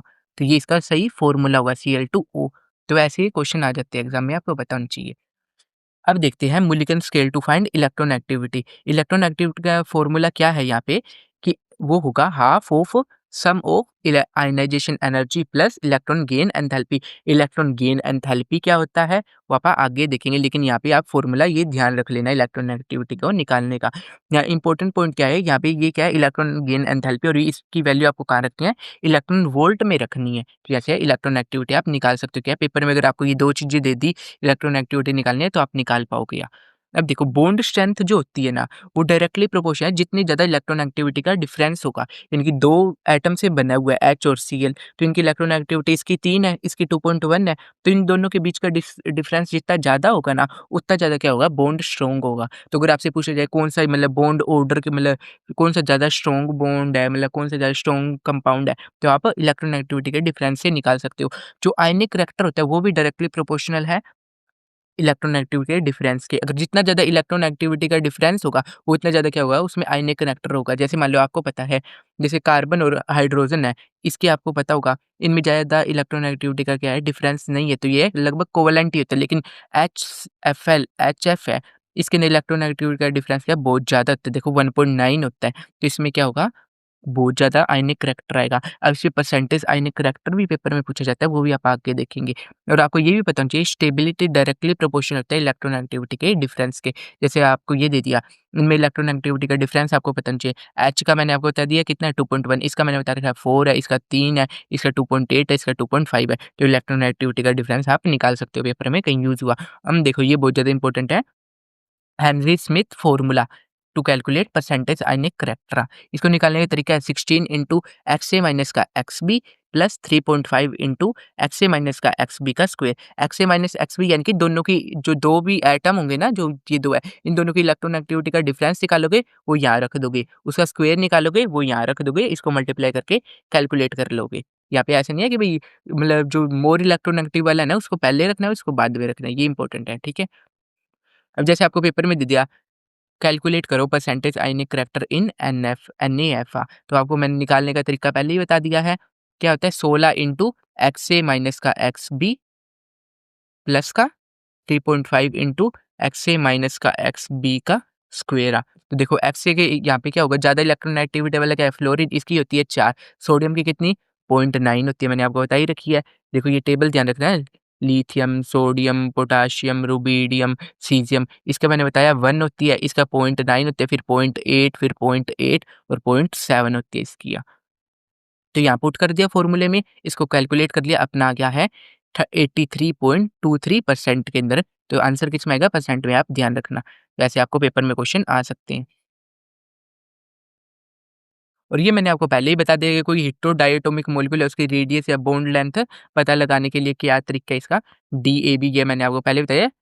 स्टीवेंसन और शुमाकर ने ये फ़ॉर्मूला दिया, इसी बोला जाता है स्टीवेंसन एंड शुमाकर इक्वेशन। ये मैंने आपको पहले ही बता ही दिया।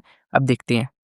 देखो क्या होता है जनरली जो मेटल की ऑक्साइड होती है ना वो होती है बेसिका, जैसे MgO हो गया और Na2O हो गया, ये क्या होता है बेसिक। क्यों होती है बेसिक, क्योंकि अब इसको आगे देखेंगे। जो नॉन मेटल ऑक्साइड होते हैं वो क्या है जनरली एसिडिक, जैसे CO2 क्या है एसिडिक है, Cl2O7 क्या है एसिडिक है। क्यों होता है, क्योंकि क्या होता है देखो लेफ्ट टू राइट जाएंगे तो क्या है नॉन मेटालिक करैक्टर इंक्रीज होता है, और नॉन मेटल की ऑक्साइड क्या होती है एसिडिक होती है, मेटल की ऑक्साइड क्या होती है बेसिक होती है। इसको पता लगाने का तरीका क्या है, जो मेटल की जो भी ऑक्साइड है अपने को उसको क्या करेंगे आप पानी में डालेंगे, फिर देखिए अपने को क्या मिलता है। मेटल की ऑक्साइड है ये क्या होती है बेसिक, कैसे Mg हो गया Na2O हो गया, ये Na2O है, ठीक है। इसको पानी में डालें तो अपने को क्या मिलेगा NaOH मिलेगा, इसमें क्या मिलेगा MgOH का ट्वाइस मिलेगा, ये क्या है बेस है। इसको पानी में डालें अपने को मिलेगा H2CO3 है कार्बोनिक एसिड, इसको डालेंगे तो अपने को क्या मिलेगा HClO4 मिलेगा, बहुत ज़्यादा स्ट्रॉन्ग एसिड है, ठीक है। ये ध्यान रखना तो अपने को इसलिए होता है ये। अब देखो ये जो MgOH का ट्वाइस है इसे बोला जाता है मिल्क ऑफ मैग्नीशिया होता है, जो एसिडिटी को कम करने के लिए इसका यूज़ किया जाता है, यानी कि एज़ अ एंटा एसिड इसका यूज़ किया जाता है। आप कमेंट में लिखना कि और कौन-कौन सी ऐसी चीज़ है जिनका एंटा एसिड के रूप में यूज़ किया जाता है। देखो लेफ्ट टू राइट जाएँगे साइज़ कम होगा, इलेक्ट्रोनेगेटिविटी बढ़ेगी, मेटल की ऑक्साइड की बेसिक नेचर इंक्रीज़ होगी, एसिडिक कम होगी, पता ही है।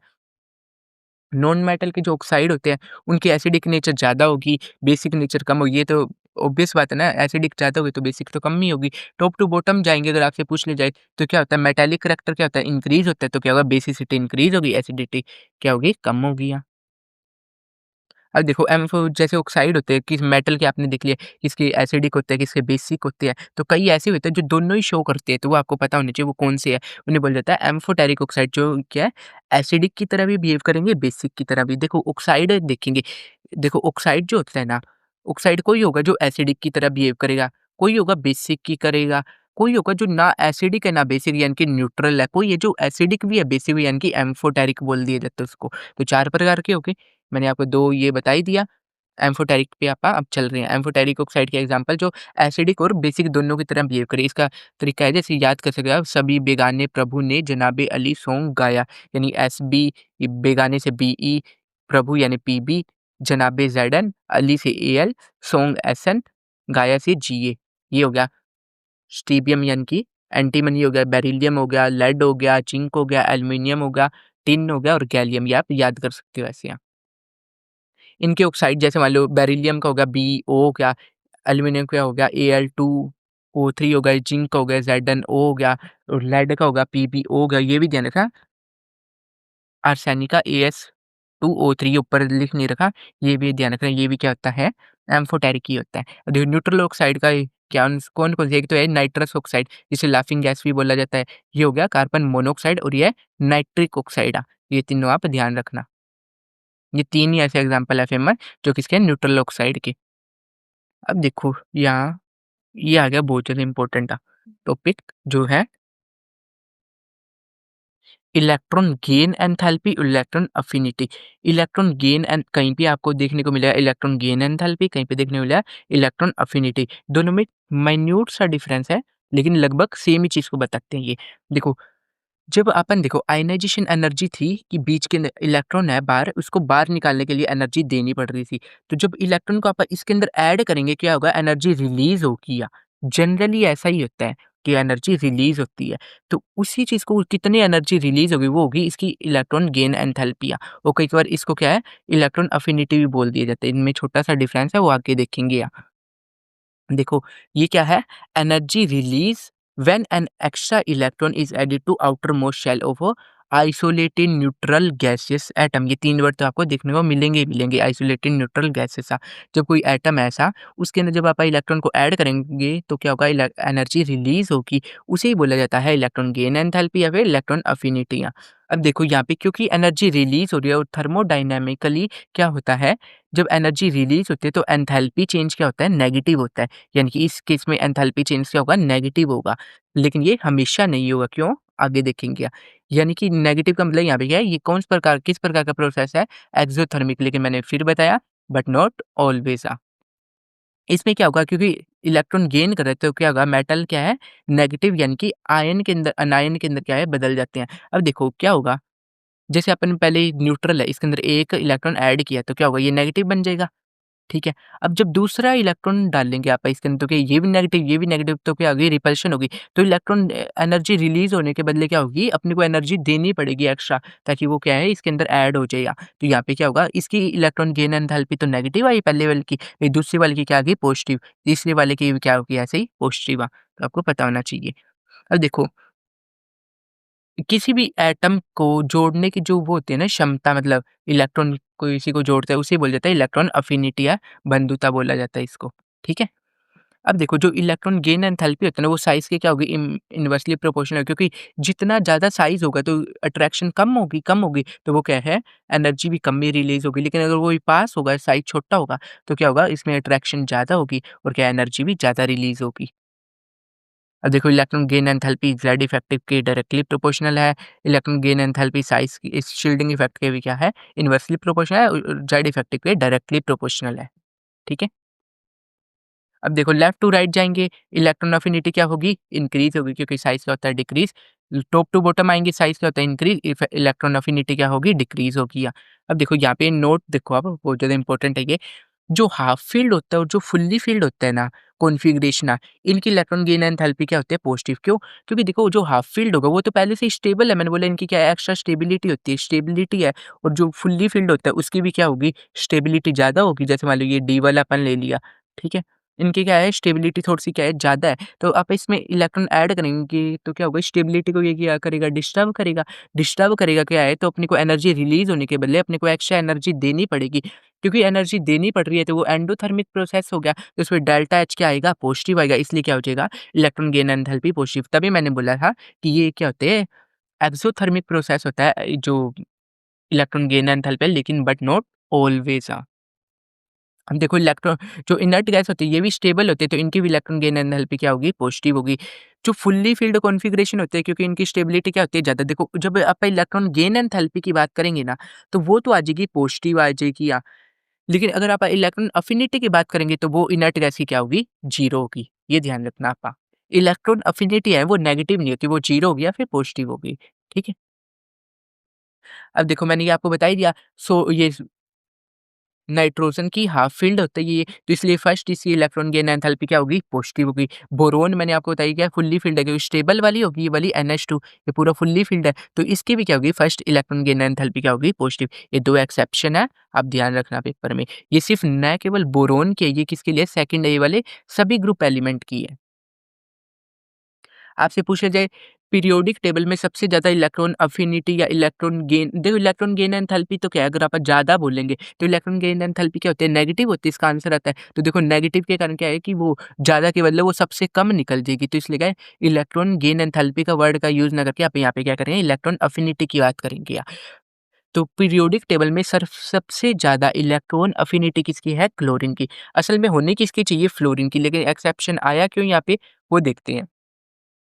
तो उससे पहले आपको ये पता होना चाहिए तो देखते हैं कि हैलोजन में सबसे पहले आप ये देख लो हैलोजन के अंदर इलेक्ट्रॉन गेन एंथैल्पी या इलेक्ट्रॉन अफिनिटी का ऑर्डर क्या है? सबसे ज़्यादा क्लोरीन की, then fluorine, then bromine, then iodine की होगी।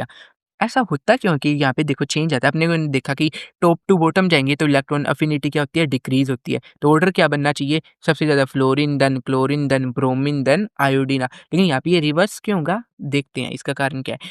क्योंकि फ्लोरीन का साइज़ क्या होता है? छोटा होता है।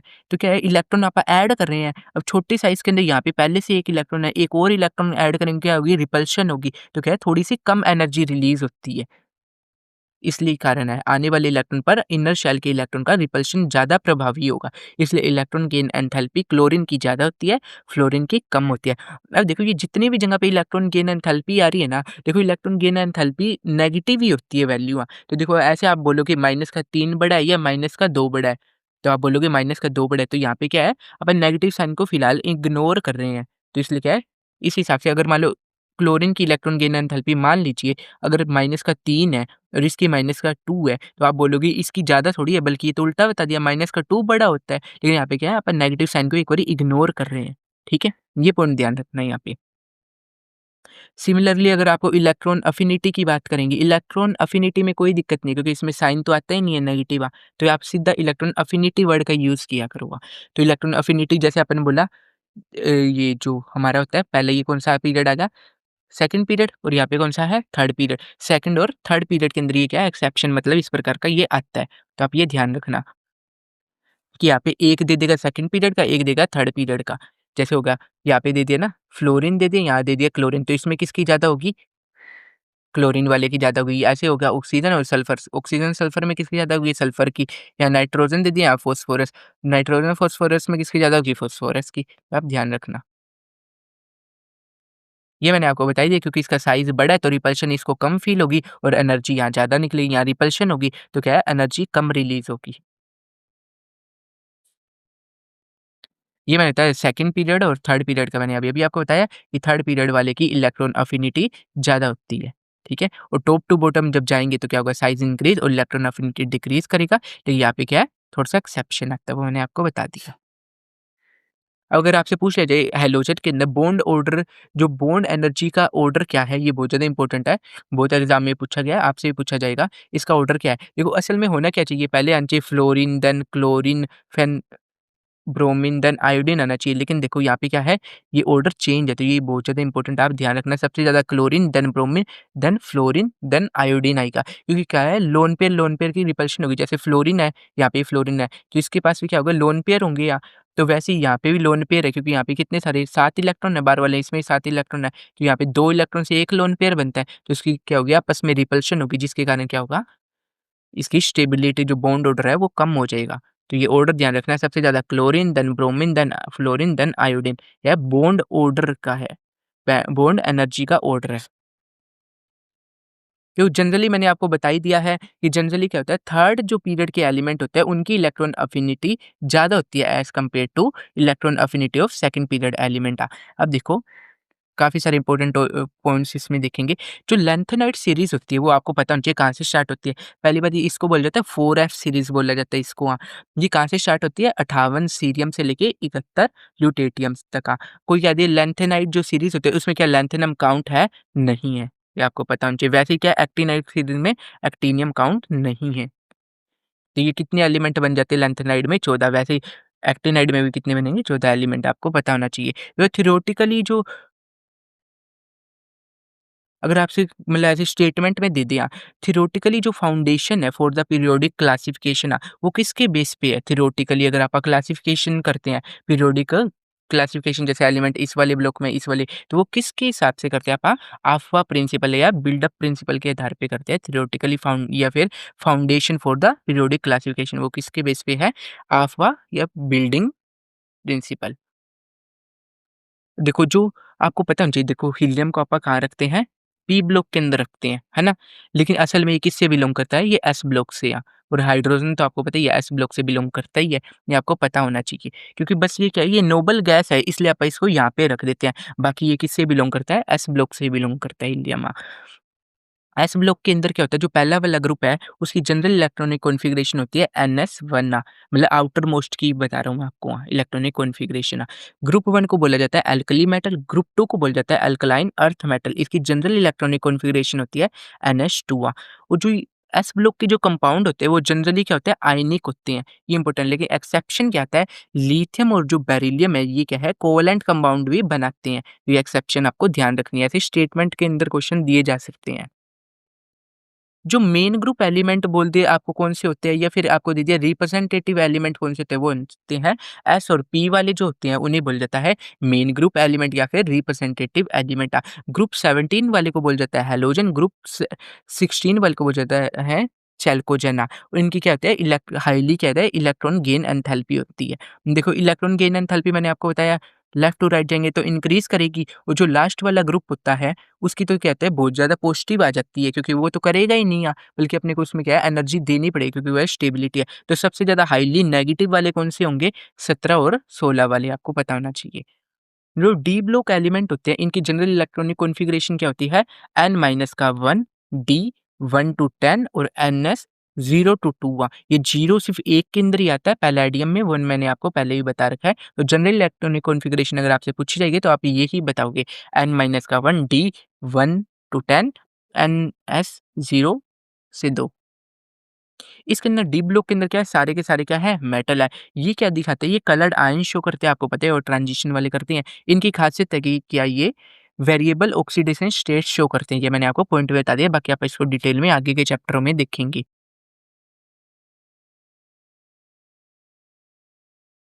एफ ब्लॉक के एलिमेंट की जनरल इलेक्ट्रॉनिक कॉन्फ़िगरेशन होती है n माइनस का 2 f 1 से 14 n माइनस का 1 d 0 या 1 ns 2 आपको पता होना चाहिए। एफ ब्लॉक के अंदर कौन से आते हैं? लैंथेनाइड आते हैं और एक्टिनाइड होते हैं। एक्टिनाइड होते हैं वो क्या है? रेडियो एक्टिव होते हैं सारे के सारे, वो मैंने आपको पहले ही बता दिया है। और लैंथेनाइड में कौन से होते हैं? एसएम सेबेरियम और प्रोमीथियम, ये मैंने आपको बताया, ये सिर्फ 2 ही होते हैं रेडियो एक्टिव। एक्टिनाइड क्या है? ये बहुत कम मात्रा में मिलते हैं क्योंकि रेडियो एक्टिव है, ये नैनोग्राम के अंदर अपने को मिलते हैं। और लैंथेनाइड कहाँ से कहाँ तक होते हैं? सीरियम से लेके लुटेटियम तक ही होते हैं, थोरियम से लेके लॉरेंशियम तक। एटॉमिक नंबर आपको बताना चाहिए 58 से 71 तक, ये 90 से 103 तक का। उसके बाद में क्या है डी ब्लॉक के अंदर आ जाए, इसमें आ जाता है 72 वाला हाफनियम मतलब डी ब्लॉक वाले एलिमेंट के अंदर और इसके बाद में आ जाता है 104 वाला रदरफोर्ड नेम RF, ये आपको पता होना चाहिए। आपको पता होना चाहिए मेटल जो होते हैं वो 78% से भी ज़्यादा जितने एलिमेंट है ना, उसके अंदर जितने अपने को एलिमेंट पता है उसके अंदर 78% से भी ज़्यादा एलिमेंट है वो क्या है? मेटल। सबसे ज़्यादा कौन सी है? मेटल। मेटल क्या होता है? जनरली सॉलिड होता है, लेकिन क्या है इसका एक्सेप्शन भी है कि जो पारा होता है या मरकरी होता है Hg ये क्या होता है? लिक्विड होता है मेटल। जो इनका मेल्टिंग पॉइंट क्या होता है? जनरली हाई होता है, लेकिन गैलियम और सीज़ियम क्या है? इनका क्या है? लो मेल्टिंग पॉइंट है। और ये जो मरकरी होता है इसका तो आपको पता ही है, ये लिक्विड स्टेट में होता है। देखो इसका क्या होता है? मेल्टिंग पॉइंट जनरली हाई होता है मेटल का, लेकिन क्या है लो वाले भी होते हैं। 2 एग्ज़ाम्पल हैं गैलियम और सीज़ियम का। इनको क्या है हथेली पे रखेंगे तो ये पिघल जाएँगे। इनका मेल्टिंग पॉइंट आपको पता होना चाहिए। इसका है 303 और इसका है 302 केल्विन के अंदर। मेटल जो होते हैं वो जनरली क्या होते हैं? गुड कंडक्टर ऑफ इलेक्ट्रिसिटी और हीट होते हैं, लेकिन इसके भी क्या है मतलब एक्सेप्शन होते हैं, जैसे हो गया लेड हो गया वगैरह। और ये मैलिएबल ये क्या होते हैं? मैलिएबल होते हैं। मैलिएबल का मतलब इनको थिन शीट बनाई जा सकती है। ये क्या होते हैं? डक्टाइल होते हैं, यानी कि इनकी वायर बनाई जा सकती है। उसके बाद में देखते हैं नॉन मेटल। नॉन मेटल क्या होते हैं? ये 20 से भी कम है, नंबर के अंदर आप अगर इनको गिनोगे तो ये 20 से भी कम है, ये इम्पोर्टेंट है। ठीक है, जनरली सॉलिड या गैस के अंदर होते हैं, लेकिन क्या होता है एक्सेप्शन भी है क्या, एक लिक्विड भी है, कौन-सा है? ब्रोमीन वाला। इनका क्या है जनरली लो मेल्टिंग और बॉइलिंग पॉइंट है, लेकिन इसका एक्सेप्शन क्या है? कार्बन और बोरोन का क्या होता है मेल्टिंग और बॉइलिंग पॉइंट ज़्यादा होता है। ये क्या है? पुअर कंडक्टर ऑफ हीट और इलेक्ट्रिसिटी है, इसका एक्सेप्शन क्या है? ग्रेफाइट हो गया। ठीक है, ये आपको पता होना चाहिए। ये जनरली कहते हैं ब्रिटल होती है, यानी कि टूट जाते हैं जल्दी से या उसके बाद में क्या है सेमी मेटल या मेटलाइट की बात करते हैं। ये क्या होते हैं? इनके एग्जांपल ध्यान रखना silicon, germanium, arsenic, antimony, tellurium, astatine ये ध्यान रखना। देखो लेफ्ट टू राइट जाएँगे मेटालिक से क्या होंगे एलिमेंट किसमें कन्वर्ट होंगे? नॉन मेटालिक के अंदर। टॉप टू बॉटम जाएँगे तो क्या होगा? नॉन मेटालिक से मेटालिक करैक्टर इंक्रीज़ होगा यानी कि लेफ्ट टू राइट क्या होगा? नॉन मेटालिक करैक्टर बढ़ेगा, टॉप टू बॉटम क्या होगा? मेटालिक करैक्टर बढ़ेगा। अब जैसे क्वेश्चन आपको दे दिया इनको increasing order of metallic order के अंदर आप लगा हुआ। तो इसका आंसर क्या होगा? आपको पता है जैसे आप जाएँगे लेफ्ट टू राइट जाएँगे तो क्या होगा? नॉन मेटालिक करैक्टर बढ़ेगा। तो ये देखो सिलिकॉन कहाँ पे आता है? मान लो सिलिकॉन यहाँ पे आता है, तो बेरिलियम कहाँ पे है? यहाँ पे है। फिर आता है मैग्नीशियम नीचे आ गया, सिलिकॉन इधर आ गया। सोडियम कहाँ पे आता है? आपको पता होना चाहिए सोडियम किसके बराबर है? इसके बराबर आ गया। उसके बाद में क्या फास्फोरस आता है, ठीक है 14 इसका आगे आ गया 15 वाला। ये इस प्रकार के टेबल में तो देखो लेफ्ट टू राइट जाएँगे तो क्या होगा? नॉन मेटालिक करैक्टर बढ़ेगा तो मेटालिक करैक्टर यहाँ बढ़ेगा, इधर वाली साइड। तो सबसे ज़्यादा मेटालिक कौन-सा होगा? सोडियम वाला। उसके बाद में क्या है टॉप टू बॉटम क्या होता है मेटालिक करैक्टर बढ़ता है। तो सबसे ज़्यादा इसका, फिर इसका, फिर इसका, फिर ये, फिर ये। तो ये इसका ऑर्डर हो जाएगा। यानी कि सबसे ज़्यादा होगा sodium, then magnesium, then beryllium, then silicon, then phosphorus. अब ये इम्पोर्टेंट है, नोट है, ये जो साइज़ ऑफ एटम होता है वो कितना होता है 1.2 एंगस्ट्रॉम होता है। ये मैंने आपको बहुत बारी बता दिया है कि 1 एंगस्ट्रॉम का मतलब होता है 10 की पावर माइनस का 10 मीटर होता है। अगर आपसे पूछ लिया जाए मान लो जो क्लोरीन होता है इसके बीच के अगर मान लो कोवेलेंट बॉन्ड की अगर बात करें वो होता है उसकी बॉन्ड लेंथ कितनी होती है? ये इंपॉर्टेंट वाले की मैं आपको बता रहा हूँ, तो ये तो आप ध्यान रखना है, सभी की नहीं करनी, ये इंपॉर्टेंट है, इन्हीं की ध्यान रख लेना। क्लोरीन क्लोरीन की इनकी बॉन्ड लेंथ होती है 198 पिकोमीटर और इसका रेडियस बन गया 99 पिकोमीटर। वैसे ही कॉपर एक मेटालिक है जिसका ध्यान रखना है, इसके अंदर क्या होगा 256 होगा पिकोमीटर 2 के बीच की दूरी और 1 की कितनी आ गई 128 पिकोमीटर साइज़ आपको मैंने बता ही दिया, जो नेगेटिव वाला होता है उसका साइज़ क्या होता है? ज़्यादा होता है। और जो पॉज़िटिव वाला होता है उसका कम होता है। ये मैंने लिख भी दिया है कि असल में कितना होता है इसका, इसका 136 होता है और इसका 64 देखो कितना जाता है ये, इसके डबल से भी ज़्यादा हो जाता है। और ये देखो इसका क्या है लगभग हाफ़ हो जाता है पॉज़िटिव के कारण, ये देखो। अब अगर आपसे पूछ लिया जाए इसका साइज़ मतलब इंक्रीज़िंग या डिक्रीज़िंग ऑर्डर के अंदर ये लगाओ, सबसे ज़्यादा किसका होगा, सबसे कम किसका होगा इनके अंदर? तो मैंने आपको बताया कि ये क्या है, जितना ज़्यादा पॉज़िटिव चार्ज होगा, उसका साइज़ क्या होगा, उतना ही कम होगा। तो सबसे ज़्यादा पॉज़िटिव चार्ज किसका है? आपने देखा लेफ्ट टू राइट जाते हैं, तो क्या होगा साइज़ क्या होता है डिक्रीज़ करता है। तो यहाँ पे आ गया मैग्नीशियम, ये आ गया एल्यूमीनियम। तो सबसे कम साइज़ होगा एल्यूमीनियम का, सबसे ज़्यादा होगा मैग्नीशियम का, ठीक है? तो सबसे कम वाले में क्या आया एल्यूमीनियम, सबसे ज़्यादा वाले में आया मैग्नीशियम। लेकिन मैग्नीशियम की भी बात करेंगे, मैग्नीशियम वाला होगा, इनके अंदर भी किसका साइज़ ज़्यादा होगा? इसका ज़्यादा होगा या इसका? देखो जिस पे जितना ज़्यादा पॉज़िटिव चार्ज उसका साइज़ उतना ही कम। तो इनमें किसका ज़्यादा होगा? मैग्नीशियम वाले का। अब देखो जिसके अंदर जितना चार्ज ज़्यादा होगा, उसका साइज़ क्या होगा? उतना ही कम होगा। तो इन दोनों में किसका कम होगा साइज़? इसका होगा। तो सबसे कम इसका बन गया। ऐसे आप क्वेश्चन कर सकते हो आराम से। अब देखो जो आयनाइज़ेशन जो एंथैल्पी होती है वो क्या है? एनर्जी रिक्वायर्ड होती है। इसमें क्या है एनर्जी अपने को देनी पड़ती है। इसका यूनिट पूछ लिया वो होता है किलोजूल पर मोल होता है। मैक्सिमम किसकी होती है? नोबल गैस की। सबसे मिनिमम किसकी होती है? अल्कली मेटल की। इसको मतलब क्या है ये एंथैल्पी चेंज है जब ये प्रोसेस होता है जब कोई आइसोलेटेड गैस या न्यूट्रल एटम जब एक इलेक्ट्रॉन रिमूव करेंगे आप उससे तो इस प्रोसेस के दौरान जो एंथैल्पी चेंज होता है उसी को बोला जाता है आयनाइजेशन एंथैल्पी ठीक है। अब देखो इलेक्ट्रॉन गेन एंथैल्पी क्या होता है ये इस वाले प्रोसेस की एंथैल्पी चेंज होती है यानी कि जब कोई गैसियस न्यूट्रल आइसोलेटेड एटम है उसमें जब आप इलेक्ट्रॉन ऐड करेंगे तो वो ये बन जाएगा इस प्रोसेस के दौरान जो एंथैल्पी चेंज होगा वो है इलेक्ट्रॉन गेन एंथैल्पिया। अब देखो मैंने आपको बताया जो इलेक्ट्रॉन अफिनिटी होती है ना वो इलेक्ट्रॉन गेन एंथैल्पिया क्या होती है नेगेटिव होती है ये आप ध्यान रखना। जो ये सिंबॉलिकली मैंने अगर आपको बता दिया ये ऐसे होता है इसको इलेक्ट्रॉन एंड अफिनिटी को इससे डिनोट करते हैं ए ई से। अब देखो जो इलेक्ट्रॉन गेन एंथैल्पी ये प्रोसेस क्या है जनरली क्या होता है एक्ज़ोथर्मिक होता है, लेकिन क्या है कभी एंडोथर्मिक भी हो जाता है, जैसे किसकी केस के अंदर है नोबल गैस के केस में। और एक्ज़ोथर्मिक का देखेंगे वो क्या है, वो लगभग मोस्टली में हो जाएगा, जैसे हैलोजन हो गया उसमें क्या है नेगेटिव आएगा ये। अब देखो जब अपन टू लेफ्ट टू राइट जाएँगे तो मैंने आपको बताया इलेक्ट्रॉन गेन एंथैल्पी इंक्रीज़ करते हैं, या इंक्रीज़ का मतलब क्या है नेगेटिव बहुत ज़्यादा और ज़्यादा नेगेटिव वैल्यू होती जाएगी, यानी कि मैग्नीट्यूड में तो बढ़ेगी, लेकिन असल में वैल्यू क्या होगी नेगेटिव होगी। जो टॉप टू बॉटम आएँगे तो क्या होगा इलेक्ट्रॉन गेन एंथैल्पी कम होगी, या कम का मतलब वो कम से कम नेगेटिव होती जाएगी, या यानी मैग्नीट्यूड में कम हो रही है, असल में क्या है वो माइनस साइन के साथ में हो रही है। ठीक है? अब ये देखो अगर आपको पेपर में दे दिया जाए कि इलेक्ट्रॉन गेन एंथैल्पी का ऑर्डर लगाओ, अगर उससे कुछ नहीं बोला तो आप ये देखना, ये क्या है इनकी क्या होगी सारों की क्या होगी नेगेटिव होगी, ये 3 वाले ऊपर वाले ना इनकी क्या होगी नेगेटिव होगी। नेगेटिव होगी तो क्या है नेगेटिव के अंदर यानी कि मैग्नीट्यूड में ये सबसे ज़्यादा बड़ा होगा, उसके बाद में सबसे कम मैग्नीट्यूड में ये वाला होगा। और अगर आप नेगेटिव साइन को काउंट करेंगे तो ये ऑर्डर ये होगा। तो मैं आपको नेगेटिव साइन के साथ में ये ऑर्डर बता रहा हूँ, लेकिन असल में क्या होगा ये ऑर्डर रिवर्स होगा। ठीक है? ये ध्यान रखना क्योंकि नेगेटिव साइन के साथ में। तो ये ऑर्डर आप देख लो, इसका फर्स्ट वाले ग्रुप का क्या है, 16 वाले का क्या है, 17 वाले का क्या है और ये 0 ग्रुप यानी कि नोबल गैस वाले का क्या है। नोबल गैस वाले के अंदर क्या है, नोबल गैस वाले जो मैंने अभी आपको बताया है, नोबल गैस के अंदर क्या है, इनके सारों के क्या होते हैं पॉजिटिव होते हैं, पॉजिटिव के यानी कि यही एक्चुअल ऑर्डर है। इनका एक्चुअल ऑर्डर तो रिवर्स हो जाएगा क्योंकि नेगेटिव साइन है। ठीक है? यानी इलेक्ट्रॉन अफिनिटी की बात करेंगे तो ऑर्डर रिवर्स हो जाएगा। ये आपको ध्यान रखना है। और इनका ऑर्डर तो पॉजिटिव साइन के साथ में तो इसमें कोई दिक्कत नहीं आएगी। आपको पता है जे जो नोबल गैस होती है उसमें सबसे ज़्यादा हाईएस्ट किसकी होती है इलेक्ट्रॉन गेन एंथैल्पी वो होती है नियोन की, यानी कि पूरे पीरियोडिक टेबल में सबसे ज़्यादा होती है नियोन की, सबसे कम होती है हीलियम की। ये बहुत ज़्यादा इंपॉर्टेंट है, सबसे कम हीलियम, सबसे ज़्यादा नियोन की। अब देखो अगर आपसे पूछ लिया जाए फास्फोरस हो गया,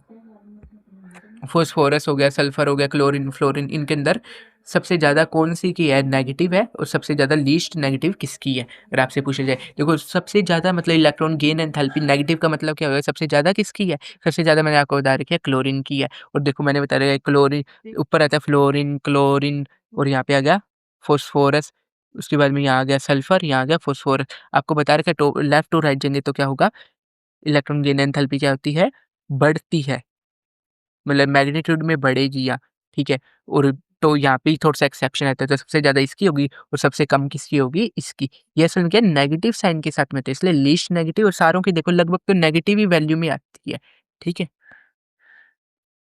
अब देखो यहाँ पे जो मैं आपको बता रहा था कि इलेक्ट्रॉन गेन एंथैल्पी और इलेक्ट्रॉन अफिनिटी दोनों अलग-अलग होते हैं। ये तो मैंने आपको पहले बता ही दिया है कि इलेक्ट्रॉन गेन एंथैल्पी क्या है नेगेटिव होता है इलेक्ट्रॉन अफिनिटी का, ठीक है? और इलेक्ट्रॉन अफिनिटी को डिनोट किया जाता है ए-ई से। देखो जो इलेक्ट्रॉन अफिनिटी होती है ना, देखिए 0 केल्विन पे डिफाइन होती है। मतलब कि क्या है, इलेक्ट्रॉन अफिनिटी जब आप कैलकुलेट करते हैं, आप कहते हैं कि इसकी इलेक्ट्रॉन अफिनिटी इतनी है, या मतलब कितनी भी अपन निकालेंगे, वो वैल्यू आई तो जो वो है उसके अंदर क्या अपन 0 केल्विन पे निकालेंगे, यानी कि उस टाइम क्या है कोई भी मतलब थर्मल डिस्टर्बेंस वगैरह कुछ नहीं है, उस फैक्टर को कोई काउंट नहीं किया क्योंकि 0 केल्विन यानी एब्सोल्यूट 0 पर क्या होगा, कोई डिस्टर्बेंस नहीं होगी, बिल्कुल कोई मतलब मूवमेंट वगैरह कुछ भी नहीं होगी, उसके अंदर क्या है उन फैक्टर को काउंट नहीं किया हुआ है इसके अंदर। इसलिए क्या है कि आप कौन-सी चीज़ का यूज़ करते हैं, आप यूज़ करते हैं इलेक्ट्रॉन गेन एंथैल्पी का यूज़ करते हैं क्योंकि क्या है, एक तो आप इस पे किसी भी टेम्परेचर पे निकालें, इलेक्ट्रॉन अफिनिटी क्या है 0 केल्विन पे ही डिफाइन होती है। लेकिन इलेक्ट्रॉन गेन एंथैल्पी क्या है आप किसी भी टेम्परेचर पे निकालें और साथ में क्या है, ये जो हीट कैपेसिटी जो रिएक्टेंट प्रोडक्ट की होगी और जो थर्मल जो डिस्टर्बेंस वगैरह है, ये सारे फैक्टर को काउंट कर लेती है इसके अंदर, इसलिए आप इलेक्ट्रॉन गेन एंथैल्पी का यूज़ करते हैं। तो इलेक्ट्रॉन गेन एंथैल्पी और इलेक्ट्रॉन अफिनिटी में ऑर्डर क्या है? देखो ये तो मैंने आपको बताया ये क्या होती है नेगेटिव, लेकिन क्या है एक और फैक्टर इसके अंदर काउंट होता है क्योंकि ये टेम्परेचर का भी क्या है अपने अंदर इंक्लूड करके रखते हैं इलेक्ट्रॉन गेन एंथैल्पी, तो टेम्परेचर वाला भी आपको बताना चाहिए। इसका फैक्टर कितना है माइनस का 5/2 RT। ठीक है? उसके बाद में देखते हैं इलेक्ट्रोनेगेटिविटी का जो स्केल था, अलग-अलग स्केल आपको बताना चाहिए, पोलिंग स्केल, मुलिकन जैफे स्केल हो गया, एल्फ एलरेड रोशो स्केल हो गया, ये आपके बारे में इसके बारे में आपको पता होना चाहिए। ये मैंने बताया सबसे पहले कांसेप्ट किसने दिया? पोलिंग ने दिया, जो कि है लिनस पोलिंग, जो कि ये अमेरिका के वैज्ञानिक थे। इन्होंने 1922 के अंदर दिया इलेक्ट्रोनेगेटिविटी का कि इन्होंने एक बात बोली 1922 के अंदर कि जो फ्लोरीन की इलेक्ट्रोनेगेटिविटी है, वो आर्बिट्रेरीली इन्होंने 4 मान लिया, तो ये आपको पता होना चाहिए। मैंने आपको बताया इसको आप मेज़र नहीं कर सकते, ये क्या है रिलेटिव कंसेप्ट है। ये 2 इलेक्ट्रॉन आपस के जब 2 एटम आपस में जुड़े होंगे तो उनके अंदर क्या है रिलेटिवली किसकी ज़्यादा होगी, तो वो वाला फैक्टर आप बताते हैं, लेकिन एक्चुअली आप मेज़र नहीं कर सकते, ये इम्पोर्टेंट है, नॉट मेज़रेबल। अब देखते हैं, ये सारा जितना भी अपन देखा उसको एक समरी में देख लेते हैं, जितने भी ये ट्रेंड होते हैं पीरियोडिक का। ये देखो हमारी पीरियोडिक टेबल है, ये देखो जो अपन यहाँ से जाएँगे, इससे इस वाले कॉर्नर में जाएँगे तो क्या होगा, नॉन मेटालिक करैक्टर क्या होगा इंक्रीज़, और यहाँ से इधर वाली साइड में आएँगे डायगोनली तो क्या होगा मेटालिक करैक्टर क्या होगा इंक्रीज़। ये आपको पता होना चाहिए। देखो, जो साइज़ होता है वो क्या है, कहाँ से इंक्रीज़ करता है, top to bottom electron activity का ऑर्डर क्या होता है, इसका उल्टा होगा। आयनाइज़ेशन एनर्जी का ऑर्डर इसका उल्टा होगा। इलेक्ट्रॉन गेन एंथैल्पी का ऑर्डर इसका उल्टा होगा। इलेक्ट्रॉन गेन एंथैल्पी में यहाँ पे क्या है, बस सिर्फ़ और सिर्फ़ मैग्नीट्यूड देखते हैं, ये बात इम्पोर्टेंट है यहाँ पे। इलेक्ट्रॉन गेन एंथैल्पी क्या होगा, लेफ्ट टू राइट इंक्रीज़ करेगी। Ionization energy left to right increase करेगी। साइज़ होगा वो राइट टू लेफ्ट इंक्रीज़ करेगा। इलेक्ट्रॉन नेगेटिविटी क्या होगी, लेफ्ट टू राइट इंक्रीज़ करेगी। ये सारा अपन ने एक समरी के रूप में देख लिया रिवाइज़ करने के लिए। हम देखो इलेक्ट्रोनेगेटिविटी देखो जिसकी ज़्यादा होगी यानी कि उसमें क्या है नॉन मेटालिक करैक्टर उतना ही ज़्यादा है। ऑक्सीडेशन स्टेट क्या होती है? वो होता है चार्ज होता है। मतलब जो ऑक्सीडेशन स्टेट होता है वो होता है कि भई एक एटम पर जब वो कंबाइंड स्टेट में है तो उसमें कितना चार्ज आ रहा है, तो वो होता है ऑक्सीडेशन स्टेट उसकी या जो ये क्या है इलेक्ट्रोनेगेटिविटी कंसिडरेशन को अपने अंदर इंक्लूड करती है ऑक्सीडेशन स्टेट, ये आपको पता होना चाहिए। ये क्या है ऑक्सीडेशन स्टेट और वैलेंसी में डिफरेंस है। ठीक है? जैसे मान लो अगर आपको दे दिया ऑक्सीडेशन स्टेट है उस कंपाउंड के अंदर उस पे कितना चार्ज है, ये अलग-अलग भी हो सकता है उसके अंदर। जैसे यहाँ पे देखो कंपाउंड देखो OF2 और यहाँ पे कंपाउंड है Na2O है। यहाँ पे अगर ऑक्सीडेशन स्टेट की बात करेंगे तो ऑक्सीजन की है प्लस का 2 फ्लोरीन की है माइनस का 1 लेकिन यहाँ बात करेंगे ऑक्सीजन की है माइनस का 2 सोडियम की है प्लस का 1 यहाँ पे देखो चेंज आ गया, ठीक है? इलेक्ट्रोनेगेटिविटी यहाँ पे इसकी डिफरेंस अलग-अलग था, यहाँ पे अलग-अलग था। तो क्या इलेक्ट्रोनेगेटिविटी कंसीडरेशन को मान के वही क्या है ऑक्सीडेशन स्टेट अपने आप में इलेक्ट्रोनेगेटिविटी को इंक्लूड करते हैं इस फैक्टर को, ठीक है? देखो, ये छोटी-सी इम्पोर्टेंट पॉइंट है, आपको बस वैसे ही पता होना चाहिए कि हाइड्राइड के बारे में ये क्या है, थोड़ा-सा अलग प्रकार का हाइड्राइड है। जैसे बोरोन क्या है, अपनी फैमिली में क्या है, एल्यूमीनियम हाइड्राइड वो क्या होगी, एक अलग प्रकार की होगी। वैसे सभी की अलग-अलग होती है, तो बोरोन वाला किस प्रकार के बनाता है, B2S6 ये आपको पता होना चाहिए। ऑक्साइड 15 फैमिली वाले जो 15 वाले होते हैं, वो कौन-कौन सी प्रकार के बनाते हैं, आपको पता होना चाहिए। Na, N2O3, N2O5 बनाता है। ये क्या जनरली ऐसे ही बनाते हैं 15 वाले P4O6, P4O10 ये AH2O3, AH2O5 ये सारे देखो इस प्रकार के बनाते हैं। ये क्या है 5 वाली नहीं बनाता पेंटाऑक्साइड, ठीक है ट्राइऑक्साइड ही बनाता है। तो ये ट्राइऑक्साइड और पेंटाऑक्साइड आपको पता होना चाहिए। इनकी जनरली ये बनाई जाती है 15 ग्रुप वाले। 16 वाले की आपको पता होना चाहिए, ये इस प्रकार की बनाते हैं। 17 वाला एक ये इम्पोर्टेंट है, ये अपन ने पहले भी देखा था। देखो, जो वेरिएबल ऑक्सीडेशन स्टेट दिखाने की ये जो प्रवृत्ति किसके अंदर होती है, तो देखो ट्रांजिशन एलिमेंट में तो साथ में किसकी होती है, एक्टिनाइड अगर आपसे पूछ लिया जाए स्टेटमेंट में, तो आपको पता होना चाहिए वेरिएबल ऑक्सीडेशन स्टेट दिखाता है, वो कौन-सा एलिमेंट कौन से ब्लॉक के एलिमेंट दिखाते हैं, आपको पता होना चाहिए। उसके अंदर क्या है, एक तो ट्रांजिशन वाले दिखाएँगे और एक F ब्लॉक के अंदर एक्टिनाइड दिखाएँगे। देखो एनोमलस बिहेवियर क्या होता है, जो सेकंड पीरियड के एलिमेंट है ना, वो थोड़ा अजीब प्रकार का बिहेवियर दिखाते हैं। जैसे जो किसकी बात करें सिर्फ एस और पी की बात करेंगे देखो विद इन अ ग्रुप की बात करेंगे जैसे लिथियम और बेरिलियम हो गई ये अपने ग्रुप के अंदर क्या है मैंने आपको बताया ये दोनों क्या है कोवलेंट नेचर के होते हैं जनरली एस ब्लॉक वाले के होते हैं आयनिक होते हैं ये क्या कोवलेंट तो इनका अजीब प्रकार का बिहेवियर होगा इसका रीजन क्या है देखो ये सीधा आपको देगा इसका रीजन पूछेगा एनामोलस बिहेवियर का कारण क्या मतलब ये अलग प्रकार का बिहेवियर का कारण क्या आपको सीधा बताना है small size large charge by radius ratio और साथ में इलेक्ट्रोनेगेटिविटी ज़्यादा होती है। तीनों पॉइंट आप ध्यान रखना। ये देखो स्टेटमेंट देगा या ऑप्शन देगा, मैं आपको की पॉइंट इसमें बता रहा हूँ नोट्स के अंदर। तो की पॉइंट अगर आप याद रख लोगे तो आपका पेपर में बहुत अच्छे नंबर आ जाएँगे। ठीक है? अब देखो जो सेकंड ग्रुप होता है ना, ये क्या होता है जो सेकंड पीरियड का होता है, सेकंड पीरियड के अंदर पहले बात करेंगे सेकंड पीरियड की, उसके अंदर बात करेंगे विद इन अ ग्रुप की बात करेंगे। तो उसके अंदर जो ग्रुप होता है रिस्पेक्टिव ग्रुप, उसका जो पहला-पहला जो मेंबर होता है ना, उसके अंदर क्या होता है पहली बात तो 4 ऑर्बिटल होते हैं वैलेंस और जो बाकी होते हैं उनके अंदर क्या होते हैं, नो वैलेंस ऑर्बिटल होते हैं। क्यों होते हैं देखो, उसके अंदर क्या होगा एस और पी होगा, एस में 1 होता है, इसमें कितने होते हैं 3 तो टोटल कितने हो गए 4 ऑर्बिटल हो गए और अदर वालों में क्या होगा एस होगा, पी होगा, इसमें 1 इसमें 3 और बाद में डी भी आ जाएगा, उसमें होते हैं 5 तो 5, 3, 8 और 1 9 तो इनमें बाकियों में कितने होंगे? 9 वैलेंस ऑर्बिटल होंगे, तो यहाँ से डिफरेंस क्रिएट होता है। साथ में क्या है कि जो फर्स्ट वाला मेंबर होता है उसके अंदर क्या है मैक्सिमम कोवैलेंसी, क्योंकि 4 ऑर्बिटल है तो उसकी कितनी होगी 4 ही होगी। जैसे बोरोन इसी प्रकार का कंपाउंड बनाता है, जबकि अदर क्या है वो अपनी कोवैलेंसी को एक्सटेंड कर सकते हैं। जैसे ये देखो एल्यूमीनियम इस प्रकार का बनाता है, फ्लोराइड वाला मतलब कोऑर्डिनेट कंपाउंड, और बोरोन वाला इस प्रकार का बनाता है, ये आपको पता होना चाहिए। लेकिन देखो अगर कोई रीज़न वगैरह अगर आपको पूछेगा तो ये 3 पॉइंट आप सीधा ध्यान रखना, small size, large charge by radius ratio और ज़्यादा इलेक्ट्रोनेगेटिविटी का होना, ठीक है? उसके बाद में देखो जो इन और मतलब एनोमलस बिहेवियर की मैं जो बात कर रहा हूँ ना, ये तो देखो इसका रीज़न हो गया। ये जो बात बताई ये इसका रीज़न है। और एनोमलस बिहेवियर है क्या-क्या वो मैंने आपको बता दिया। जैसे कोवैलेंसी वाला हो गया, ये 4 बनाते हैं, बाकी क्या है अपनी एक्सटेंड कर लेते हैं। यहाँ पे क्या अगर 6 होगी, बाकी एक्सटेंड कर लेते हैं। जैसे इसमें 4 ऑर्बिटल होते हैं, बाकियों में 9 होते हैं। ये क्या है इसका एनोमलस बिहेवियर मैं आपको बता रहा हूँ। ये जो फर्स्ट वाले होते हैं ये क्या है पीएक्स प्रकार के क्या है मल्टीपल बॉन्ड बना लेते हैं। जैसे कार्बन-कार्बन के साथ में बना लेते हैं double bond, triple bond, nitrogen triple bond बना लेता है, कार्बन डबल बॉन्ड बना लेता है, ऑक्सीजन के साथ में कार्बन नाइट्रोजन ट्रिपल बॉन्ड बना लेते हैं साइनाइड के अंदर। तो ये आपको पता होना चाहिए मल्टीपल बॉन्ड फर्स्ट वाला जो मेंबर होता है वो बना पाता है। अब जैसे मान लो अगर आपको पेपर में क्वेश्चन दे दिया, ऑक्सीडेशन स्टेट क्या है और कोवैलेंसी क्या है एल्यूमीनियम की इसके अंदर। तो ऑक्सीडेशन स्टेट क्या है चार्ज होता है, तो देखो एल्यूमीनियम पे मान लिया X है, इस पे कितना चार्ज होता है क्लोरीन पे माइनस का 1, वाटर पे कोई का चार्ज नहीं होता, 0 होता है। इक्वल टू कितना दे रखा है 2 प्लस का दे रखा है, यानी +2 दे रखा है, ठीक है? तो ये माइनस का 1 इधर जाएगा तो कितना बन जाएगा x की वैल्यू प्लस का 3, तो इसकी ऑक्सीडेशन स्टेट कितनी आ गई प्लस का 3। कोवैलेंसी का मतलब क्या है कितने एलिमेंट इसे जोड़ रखे हैं, एक तो देखो 5 ये जोड़ रखे हैं वाटर के, मतलब कितने मॉलिक्यूल इसे जोड़ रखे हैं, 5 ये जोड़ रखे हैं, 1 ये हो गया 6, तो कोवैलेंसी होगी 6, ऑक्सीडेशन स्टेट होगी प्लस का 3। अब देखो डायगोनल रिलेशनशिप आता है। अब देखो मैंने जैसे बताया कई सारी प्रॉपर्टी है वो लेफ्ट टू राइट क्या करती है इनक्रीज़ करती है या डिक्रीज़ करती है, और टॉप टू बॉटम इसका उल्टा होता है। यानी लगभग ये जो बीच वाले होते हैं इनकी क्या होती है यहाँ पे क्या है ये लगभग सेम रहेगी। ये क्या है डायगोनल रिलेशनशिप, यानी कि ये जो डायगोनल एलिमेंट होते हैं ना, इनकी प्रॉपर्टी क्या होती है लगभग सेम सी होती है।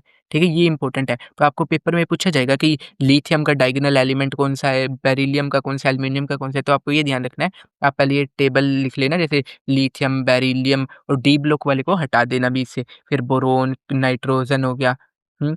फिर ऑक्सीजन हो गया, फिर फ्लोरीन होगा, ऐसे करके आप लिख लोगे। उसके बाद में आपको क्या करना है, इसको क्या करोगे आप डायगोनली चलेंगे, जैसे लिथियम का मैग्नीशियम वाला है, बेरिलियम का एल्यूमीनियम वाला है, बोरोन का क्या है फास्फोरस वाला है, नाइट्रोजन का क्या है सल्फर वाला, ऑक्सीजन का क्या है क्लोरीन। तो ये इंपॉर्टेंट है, जो इंपॉर्टेंट है ना वही मैंने आपको इसके अंदर बता रखी है। ये ध्यान रखना कि ये पूछेगा लिथियम का कौन-सा है, बेरिलियम वाला कौन-सा है, बोरोन वाला कौन-सा है और ये नाइट्रोजन वाला कौन-सा है और ऑक्सीजन वाला, ये 3, 2, 5 है, ये सेट आप ध्यान रखना, सीधा आपका पेपर में पूछा जाएगा। देखो केमिकल रिएक्टिविटी की बात करते हैं, आपको पता है सबसे ज़्यादा रिएक्टिव कौन-सा है? जैसे सोडियम वगैरह आपको पता है पानी में जल जाता है, तो उससे अल्कली वाले बहुत ज़्यादा रिएक्टिव होते हैं और एक है हैलोजन वाले ठीक है? सबसे ज़्यादा यहाँ पे भी बहुत ज़्यादा रिएक्टिव है, यहाँ पे भी बहुत ज़्यादा रिएक्टिव है। तो इनकी रिएक्टिविटी का कारण क्या है? लो आयनाइज़ेशन एनर्जी, एनर्जी कम है, तो इलेक्ट्रॉन क्या है बहुत आसानी से निकल जाएगा। इनकी इलेक्ट्रॉन अफ़िनिटी ज़्यादा, तो क्या है ये इलेक्ट्रॉन आसानी से ले लेंगे, तो इसलिए भी क्या है इनकी रिएक्टिविटी बहुत ज़्यादा है। तो इन दोनों की क्या है रिएक्टिविटी बहुत ज़्यादा, बीच वालों की क्या है मिडल है। तो क्या है हाई रिएक्टिविटी हो गया यहाँ पे भी, यहाँ पे ये बीच में क्या है ट्रांजिशन मीडियम साइज़, ठीक है? आपको पता होना चाहिए। इनकी हाई रिएक्टिविटी का कारण आपसे पूछा जा सकता है। अगर मान लो आपको पेपर में अब सीधा ऐसे देगा कि बताओ मेटालिक करैक्टर बताओ ये एलिमेंट दे दिए बेरिलियम, एल्यूमीनियम, मैग्नीशियम, पोटेशियम, इनका ऑर्डर बताओ तो मेटालिक करैक्टर मैंने आपको बताया क्या होता है? मेटालिक करैक्टर ऐसे क्या होता है इंक्रीज़ करता है। यहाँ पे जाएँगे तो क्या metallic character decrease, top to bottom आएँगे तो क्या करेगा इंक्रीज़, तो नेट इंक्रीज़ कहाँ से हो रहा है? इस वाले डायगोनल के अलोंग इंक्रीज़ कर रहा है। इन एलिमेंट को आप देखोगे बोरोन यहाँ पे हो गया, एल्यूमीनियम यहाँ पे हो गया, यहाँ पे आ गया मैग्नीशियम आ गया, ठीक है? और पोटेशियम कहाँ पे आ गया? यहाँ पे आ जाएगा, ठीक है? तो मैंने बताया ये ऐसे इंक्रीज़ करेगा, ऐसे यहाँ तो सबसे कम होगा बोरोन का, देन एल्यूमीनियम का, देन मैग्नीशियम का, देन पोटेशियम का। तो ये ऑर्डर आप निकाल सकते हो मेटालिक करैक्टर का। वैसे आपको पेपर में देगा कि क्वेश्चन आ गया कि नॉन मेटालिक करैक्टर का ऑर्डर बताओ boron, carbon, nitrogen, fluorine, silicon. तो आप बता सकते हो, जैसे यहाँ पे हो गया कार्बन, यहाँ पे हो गया सिलिकॉन हो गया, यहाँ पे हो गया बोरोन हो गया, ठीक है? उसके बाद के अंदर यहाँ पे हो गया नाइट्रोजन हो गया, यहाँ पे आ गया फ्लोरीन आ गया और सिलिकॉन मैंने बता ही दिया। तो आपको पता है नॉन मेटालिक कैसे इंक्रीज़ करता है? इस प्रकार से इंक्रीज़ करता है। तो सबसे ज़्यादा किसका होगा? फ्लोरीन का, देन नाइट्रोजन का, देन कार्बन का, देन बोरोन का और सबसे कम किसका होगा? सिलिकॉन का। तो यहाँ पे क्या है कन्फ्यूज़ हो सकते हो इन तीनों के अंदर कैसे होगी, ये तो आपने देख लिया। सबसे ज़्यादा क्या होगा? इसका होगा, इसका होगा, इसका होगा। ये 3 में कोई दिक्कत नहीं, लेकिन आपको पता नहीं होगा बोरोन का ज़्यादा होगा या इसका ज़्यादा होगा। ये आप ध्यान रखना बोरोन का ज़्यादा होगा। ये एक्सेप्शन मतलब एक्सेप्शन तो क्या, आपको पता होना चाहिए वहाँ पे कन्फ्यूज़ नहीं होगे कि इनमें किसका ज़्यादा होता है। अगर आपको दे दिया ऑक्सीडाइज़िंग पावर किसकी ज़्यादा होगी या तो आपको देखो ती फ्लोरीन, क्लोरीन, ये फ्लोरीन, क्लोरीन, ऑक्सीजन और नाइट्रोजन आपको पता होना चाहिए सबसे ज़्यादा किसकी ज़्यादा होगी ऑक्सीडाइज़िंग पावर फ्लोरीन की, देन ऑक्सीजन की और नाइट्रोजन और क्लोरीन में किसकी ज़्यादा होगी क्लोरीन की। ये बहुत ज़्यादा इंपॉर्टेंट है, तो ये आप ध्यान रखना कि सबसे ज़्यादा किसकी होगी फ्लोरीन की, देन ऑक्सीजन और ये इंपॉर्टेंट है क्लोरीन और नाइट्रोजन में किसकी ज़्यादा ऑक्सीडाइज़िंग पावर है क्लोरीन की। ठीक है? तो आप लेक्चर को एंड करते हैं, ये वाला चैप्टर हमारा पूरा हो गया है। ठीक है? तो मिलते हैं नेक्स्ट लेक्चर में, तब तक के लिए थैंक यू वेरी मच।